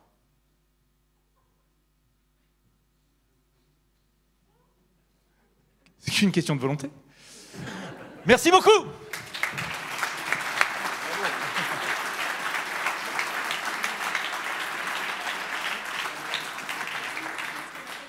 Et pour remettre le prix suivant, la prochaine Marianne, c'est Laurent Dublay, l'administrateur et coordinateur des groupes locaux d'Anticor, qui vient sur scène.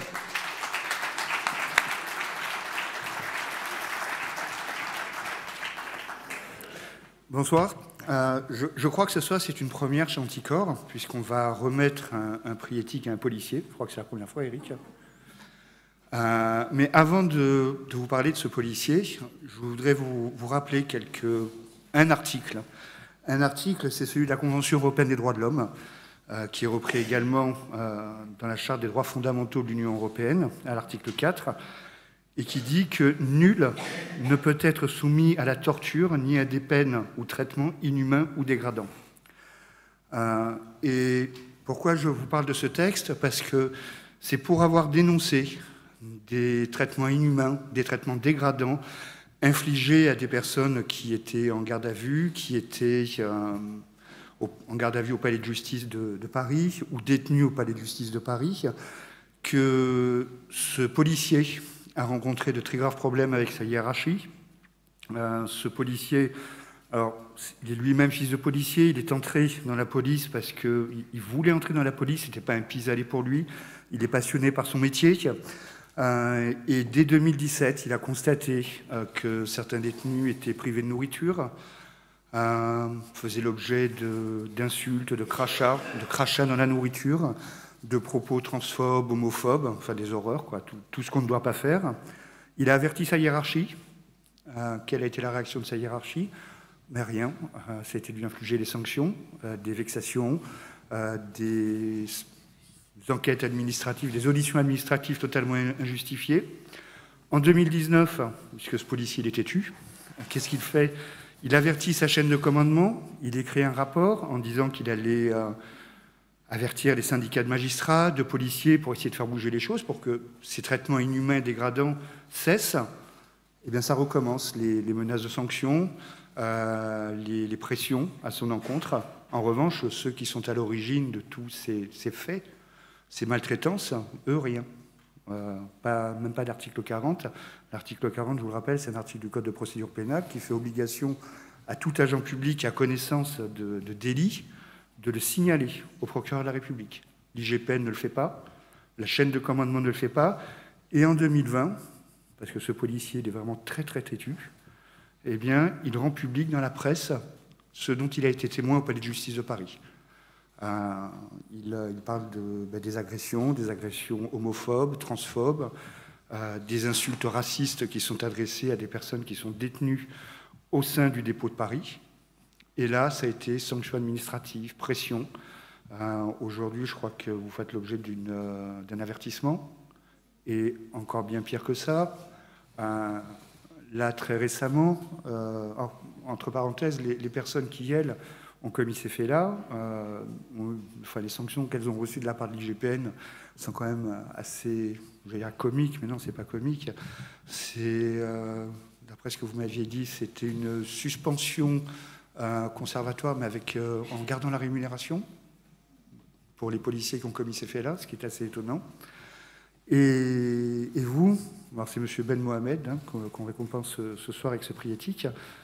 Vous avez été récemment auditionné lors de vos congés par les futurs rapporteurs du projet de loi, enfin de la proposition de loi sur la protection des lanceurs d'alerte.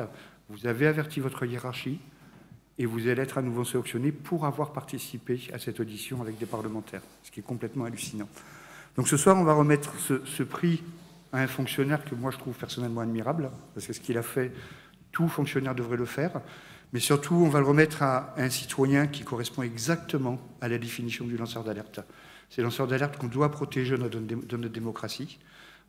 Aujourd'hui, est en discussion au Parlement une proposition de loi qui va introduire, alors c'est un peu technique, hein, qui va introduire dans le droit français la directive européenne qui va protéger davantage les lanceurs d'alerte. La proposition de loi a été adoptée à l'unanimité par l'Assemblée nationale et le Sénat est en train de complètement la détricoter, ce qui va être catastrophique pour les lanceurs d'alerte. Et je vous appelle vraiment à essayer de faire pression sur le Sénat pour que cette proposition de loi soit entièrement soit adoptée. Donc ce prix éthique, M. Ben Mohamed, qu'on vous remet aujourd'hui, ça témoigne de tout le soutien qu'Anticor vous apporte pour ce que vous avez fait, parce que c'est admirable, mais aussi ça témoigne de tout le soutien qu'on apporte, nous, Anticor, et puis que tous les citoyens doivent apporter aux lanceurs d'alerte.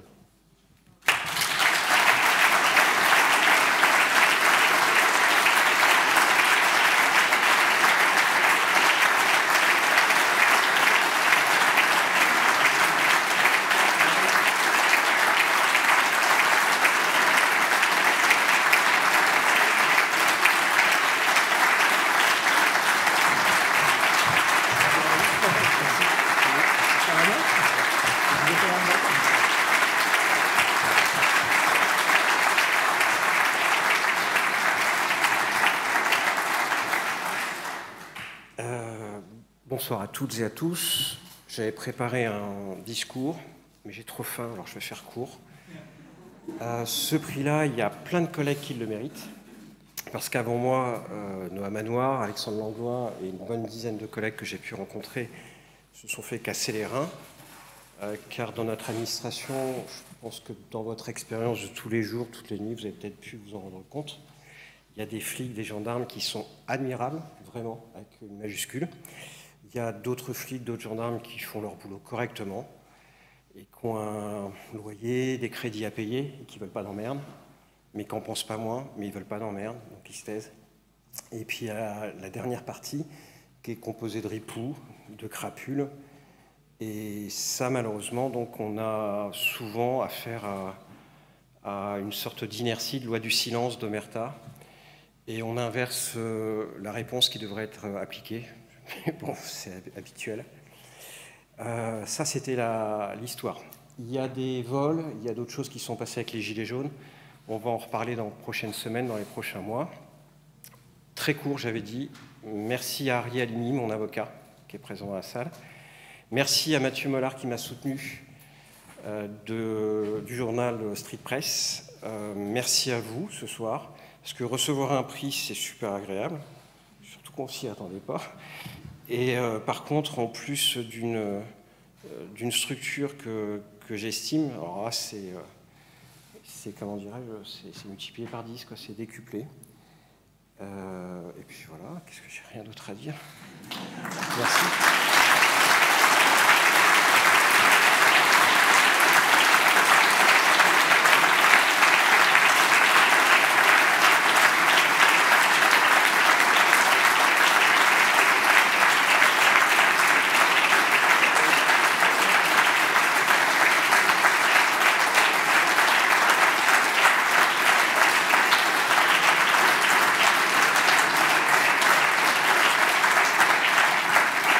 Merci à Marc, bravo.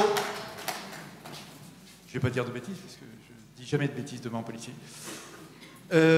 Pour remettre le prix suivant, là, qui est, à notre grande surprise, une Marianne, c'est Farazaoui, qui est la directrice juridique d'Anticor, qui va le remettre.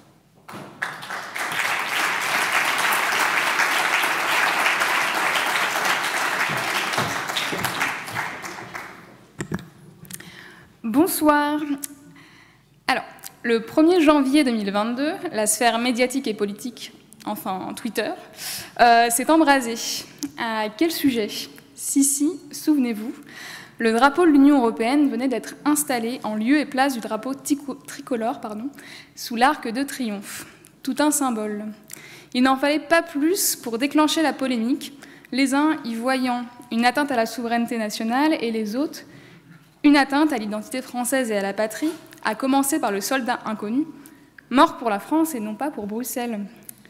Le lendemain, le drapeau sera retiré au petit matin pour éteindre l'incendie. Cet incident, cette polémique, aura tout de même eu le mérite de nous rappeler que c'est au tour de la France de présider le Conseil de l'Union européenne pour 6 mois. Quelle chance! Période coïncidant avec la campagne présidentielle, au cours de laquelle son nouveau président, donc Emmanuel Macron, essaiera sans doute de briquer un second mandat à la présidence de la République française. S'il s'agit d'une bonne nouvelle pour la France, pour qui ce nouveau rôle sera l'occasion d'affirmer, comme l'indique son slogan, la relance, la puissance, l'appartenance, ce sont surtout une poignée d'entreprises qui se frottent déjà les mains. L'Observatoire des multinationales a mené une enquête très fouillée afin de revenir sur la manière dont la France s'est préparée à ce nouveau défi. Premièrement, on apprend que les législations centrales sont au programme des prochains mois, notamment le pacte vert, la mise en place d'un parquet climatique ou bien des initiatives liées à la santé et l'industrie pharmaceutique en lien avec la crise du Covid. Vaste programme.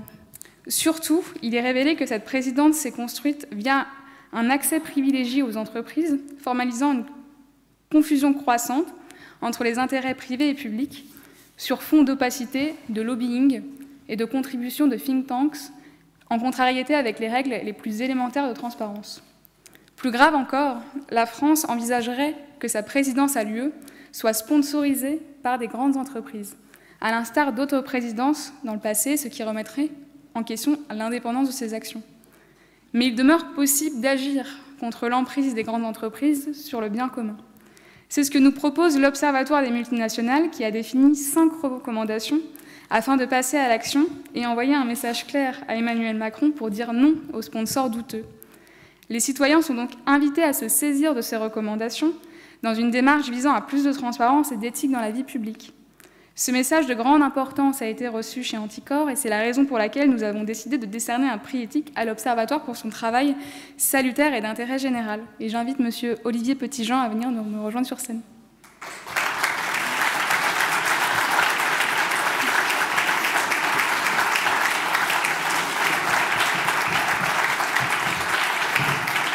Bonsoir. Merci. Donc on est deux de l'Observatoire des multinationales, Laura Verrec et moi-même, Olivier Petitjean. Donc on est vraiment très honorés de recevoir ce prix, à la fois parce qu'on le reçoit de Anticor et de partager aussi ce prix avec notamment ces journalistes, comme nous aussi on est journalistes, qu'on admire beaucoup. Donc nous, on a lancé l'Observatoire des multinationales il y a quelques années parce qu'on s'est dit, bon, il y en a assez de travailler sur les politiques, on va travailler sur les grandes entreprises. Et malheureusement, on s'est très vite rendu compte que travailler sur les grandes entreprises, ça obligeait de nouveau à retravailler sur le pouvoir, faire un observatoire des multinationales, mais aussi du pouvoir exécutif et des lobbies et de relations d'influence et de lobbying, et ce qui nous a amené à travailler sur le sujet dont on parle ce soir, la présidence française de l'Union européenne. Alors on apprécie d'autant plus cette Marianne que on ne s'est pas caché, même quand on s'est lancé dans notre enquête, que c'était un sujet ingrat.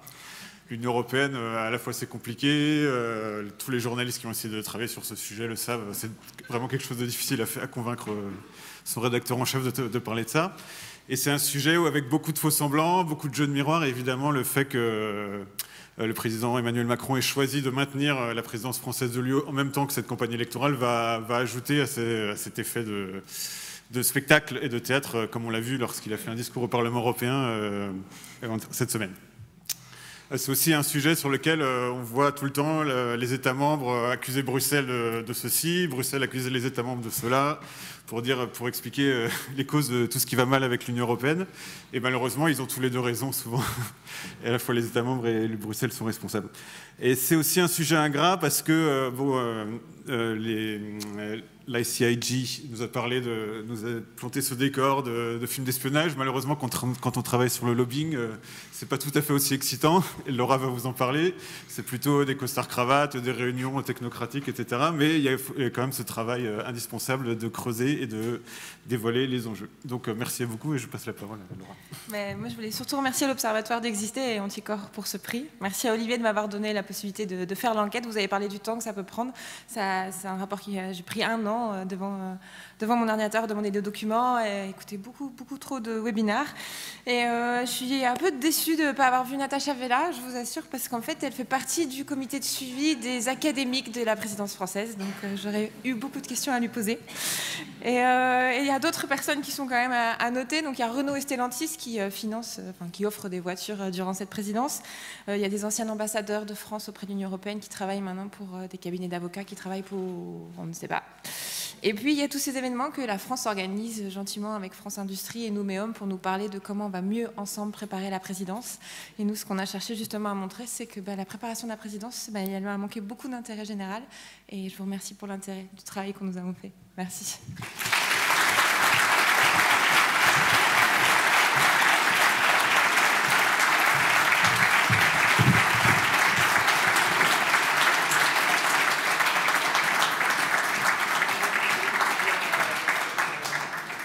Voilà, et merci encore d'avoir souligné le talent du président Macron, président en même temps de la France, en même temps d'institutions européennes, en même temps pas candidat. Non, mais merci. Il est temps de remettre enfin la casserole que nous attendons tous depuis des années, et c'est Maître Karsanti, détourné du même nom, qui va venir nous la présenter.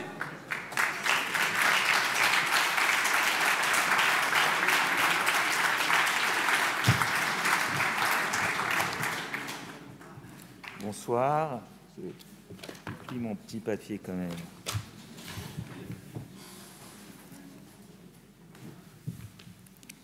Sans vouloir paraphraser le grand Jacques à qui il était parfois fait injonction de se taire, plaider la belle affaire, mais remettre une casserole, oh, remettre une casserole.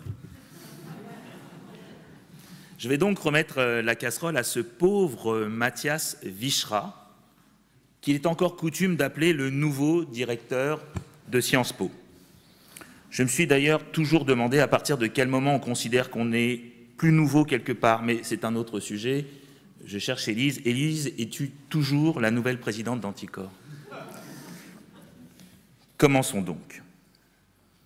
Comme Leclerc entra aux Invalides avec son cortège d'exaltation dans le soleil d'Afrique, entre ici, Mathias Vichra, avec ton terrible cortège à la Bellevilloise. Je ne suis pas certain que le ton soit bon. Laissons tomber quelques instants Malraux et essayons autre chose. Lors d'une conférence, le 1er décembre 2021, Mathias Vichra, s'exprimant face aux étudiants qui s'interrogeaient sur l'intérêt de choisir la fonction publique plutôt que l'entreprise privée, il soulignait sous forme d'exhortation. On peut aussi faire des allers-retours, secteur privé, secteur public. Parfois, c'est mal vu. On dit qu'on pantoufle. Oh, le gros mot, mais ça, c'est moi qui le dis. Hein. Vous pouvez commencer dans le privé, ça, c'est lui qui le dit, faire un passage dans le public, puis retourner dans le privé, et je crois que ça fait la richesse d'un parcours professionnel.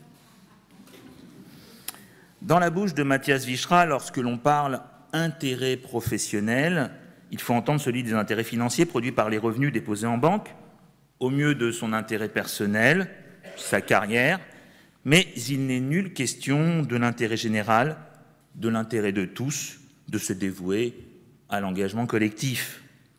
Dans la bouche de Mathias Vichra, lorsque l'on parle de la richesse d'un parcours professionnel, il faut plutôt entendre comment le parcours professionnel doit conduire à la richesse, nullement de la richesse humaine et intellectuelle que tous ces jeunes peuvent apporter au bien-être général.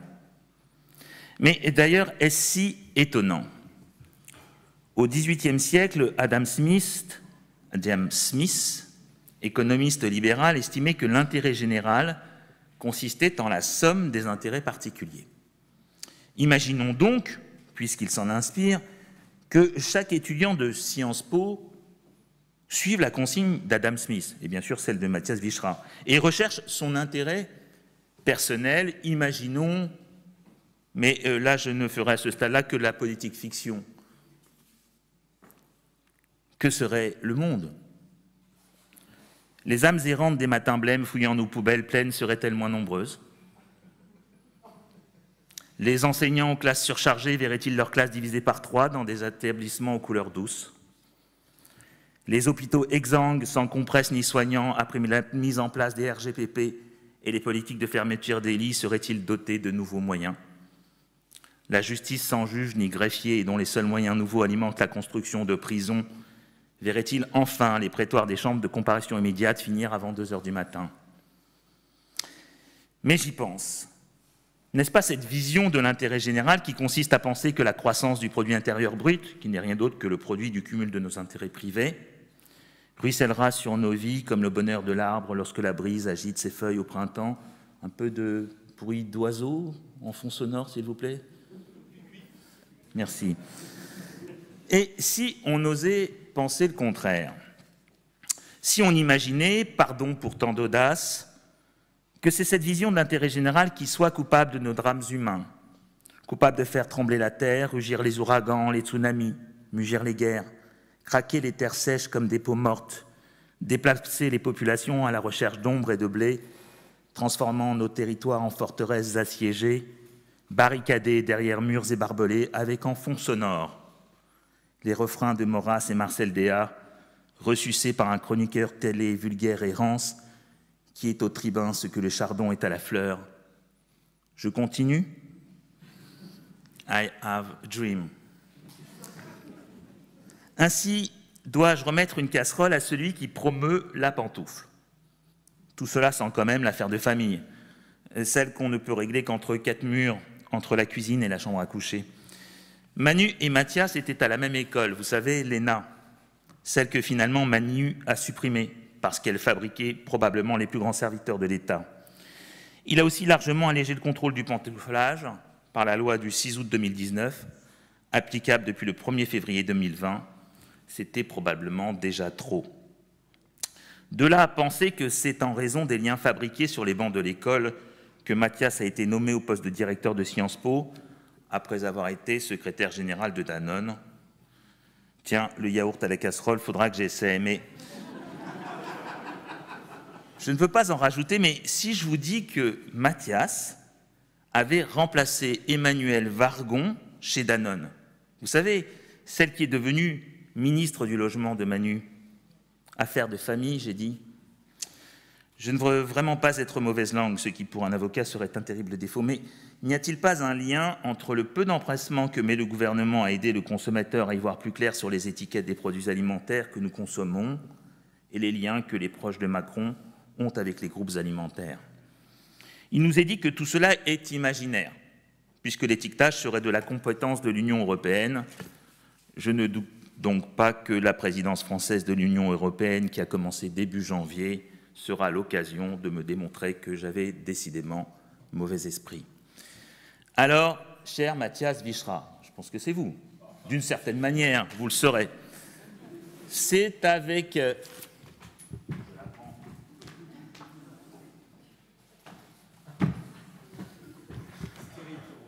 C'est avec un immense honneur que je vous offre cette casserole.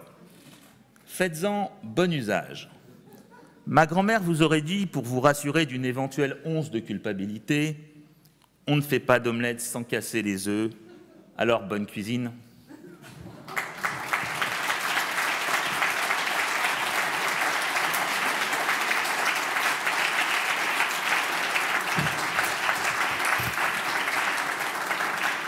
Je crois que ma grand-mère disait c'est dans les Sciences Po qu'on fait les meilleures casseroles.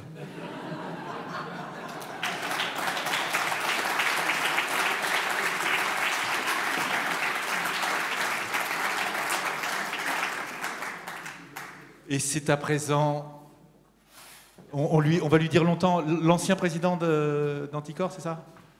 Le nouveau ancien président d'Anticor.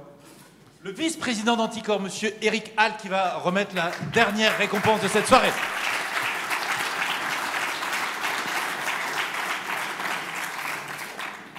En janvier 2008, Wikileaks publie les documents d'une banque suisse et les relevés bancaires des clients de cette banque dans un paradis fiscal aux îles Caïmans. C'était la première grande fuite qui dévoilait la richesse confisquée des nations. En 2010, Wikileaks publie une vidéo de l'armée américaine montrant un hélicoptère qui tue gratuitement un groupe de civils à Bagdad. D'autres documents permettent de savoir que cette guerre a fait 66 000 victimes civiles et que de nombreux Irakiens ont été menés dans des centres pour y être torturés. Ces documents révèlent des crimes de guerre, ils révèlent des mensonges de l'histoire officielle. En 2015, Wikileaks révèle que des présidents français ont été espionnés par les États-Unis. Jacques Chirac, Nicolas Sarkozy et François Hollande étaient écoutés. Non seulement ils étaient écoutés par les États-Unis, mais cette information était partagée avec le Royaume-Uni et avec l'Australie. L'ampleur des pratiques d'espionnage entre pays qui se disent amis était ainsi révélée et elle était inconnue jusqu'alors. Julian Assange, fondateur de Wikileaks, est un combattant de la liberté. Il s'est battu pour nous, pour notre droit de savoir. Il s'est battu contre la raison d'État.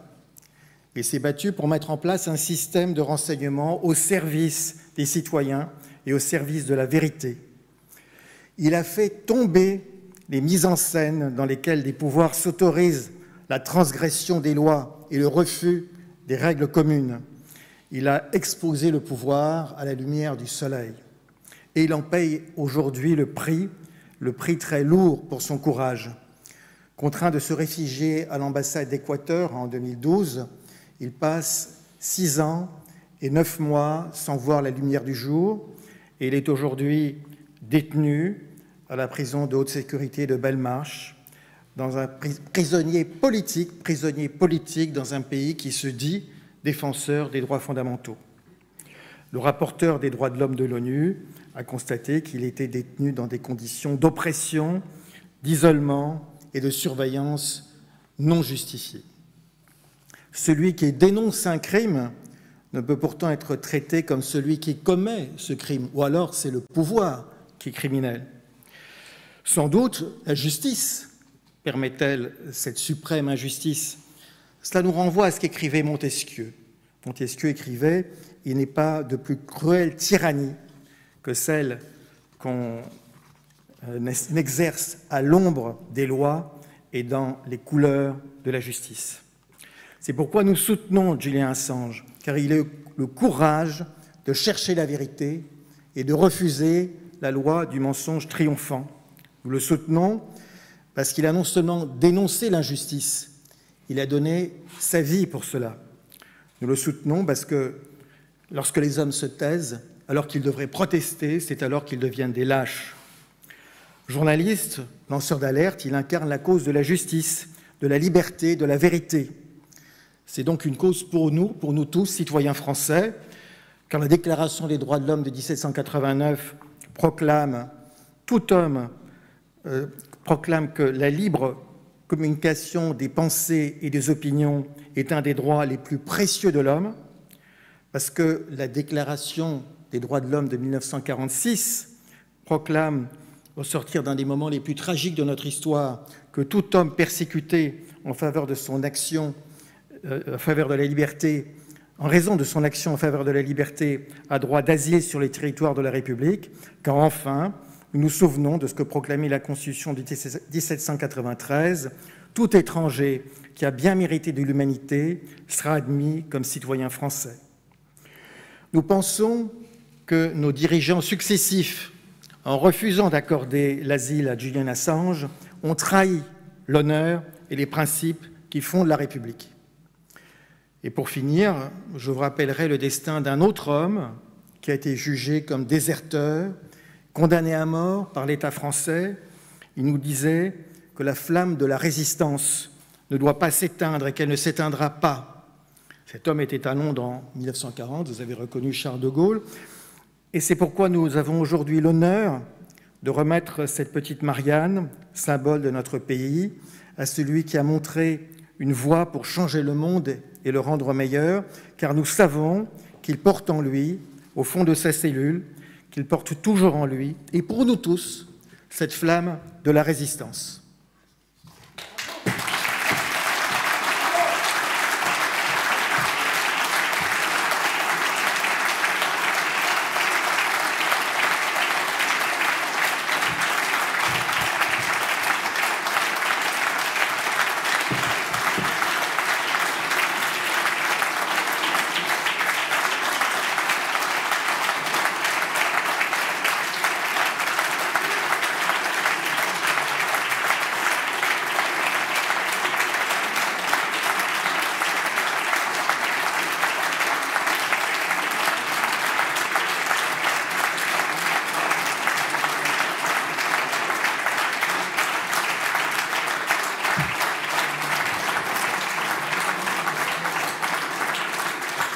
Vous comprenez évidemment qu'il ne peut pas recevoir personnellement aujourd'hui, en tout cas cette petite Marianne, mais nous avons un message de sa compagne, Stella Morris, que vous pourrez écouter.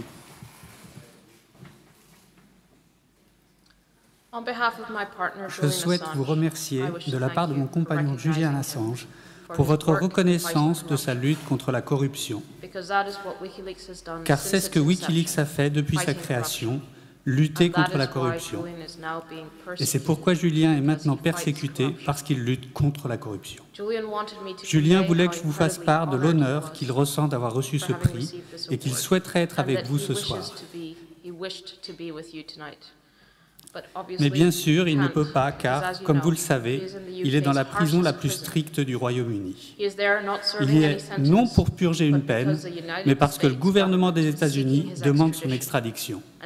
Et s'il est extradé, il sera confronté à une peine de 175 ans, simplement pour avoir publié la vérité, mettant en évidence la corruption, les crimes de guerre et les tueries de civils. Les États-Unis, qui ont déclenché cette procédure sous l'administration Trump, veulent créer un énorme déterrent. C'est-à-dire que si vous publiez la vérité, en mettant en évidence la corruption et en gênant les puissants, vous serez punis. Et vous aurez peut-être à le payer de votre vie. Nous avons récemment appris que la CIA avait prévu et planifié l'assassinat de Julian à l'ambassade, et que ces projets d'assassinat avaient été discutés au plus haut niveau du gouvernement des États-Unis. Comment la Cour peut-elle seulement envisager d'extraditer Julian vers les États-Unis dans ces conditions? C'est une affaire politique, et la capacité de résistance de Julian dépend du climat politique, et c'est pourquoi de tels prix sont aussi importants. Pour mettre les choses au clair, Julian a subi une campagne de diffamation orchestrée sur plusieurs années par la CIA et d'autres pour obtenir exactement la situation que nous avons maintenant.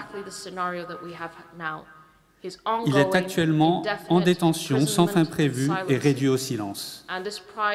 Et ce prix et tous les efforts que vous faites tous, aujourd'hui, demain, et pour les années à venir s'il le faut, sont nécessaires pour qu'il retrouve la liberté. La Cour est instrumentalisée pour avancer une persécution politique. Avec ce prix, Julian fait un pas de plus vers la liberté. Je vous remercie tous. Libérez Julian.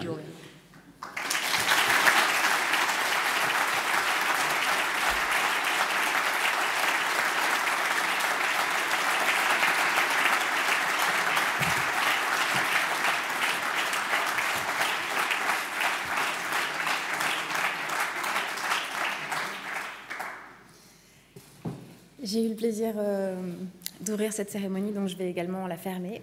Et je voulais la clôturer, pardon. Je voulais aussi remercier les personnes qui nous aident, parce que ça nous permet de faire énormément de choses. On a des bénévoles qui nous soutiennent dans nos actions, toujours. On a eu l'année dernière des gros problèmes au cours du renouvellement de notre agrément et on a une cellule qui s'est mise en place pour nous aider. Et ça a été fondamental. Ça nous a vraiment énormément aidé parce que nous, on travaille sur les sujets de corruption. On ne sait pas forcément bien comment il faut communiquer, comment il faut dire les choses. Et donc, je pense qu'ils nous ont permis d'exprimer nos combats de telle manière qu'on arrive aussi à peser dans la balance pour récupérer ce fameux agrément qui nous permet d'amener des élus soupçonnés de corruption devant les juges pour qu'ils rendent des comptes à la justice, mais à travers la justice aux citoyens. Donc je vais remercier Benjamin Souris, Jean-Marie Fardeau, qui viennent d'une association qui s'appelle Vox Public et qui est une association qui aide les associations en difficulté. Je remercie aussi Mathieu et Luc qui ont été très présents dans toute cette période. Et puis ce soir, on a aussi des remerciements à faire puisqu'on a des personnes qui sont là bénévolement et qui gèrent tout ça. Donc un grand merci à ceux qui se sont mobilisés ce soir et qui ont plein de talents et plein de connaissances techniques qui nous permettent d'être là, de rediffuser en ligne à ceux qui n'ont pas pu se déplacer. Voilà. Très bonne soirée.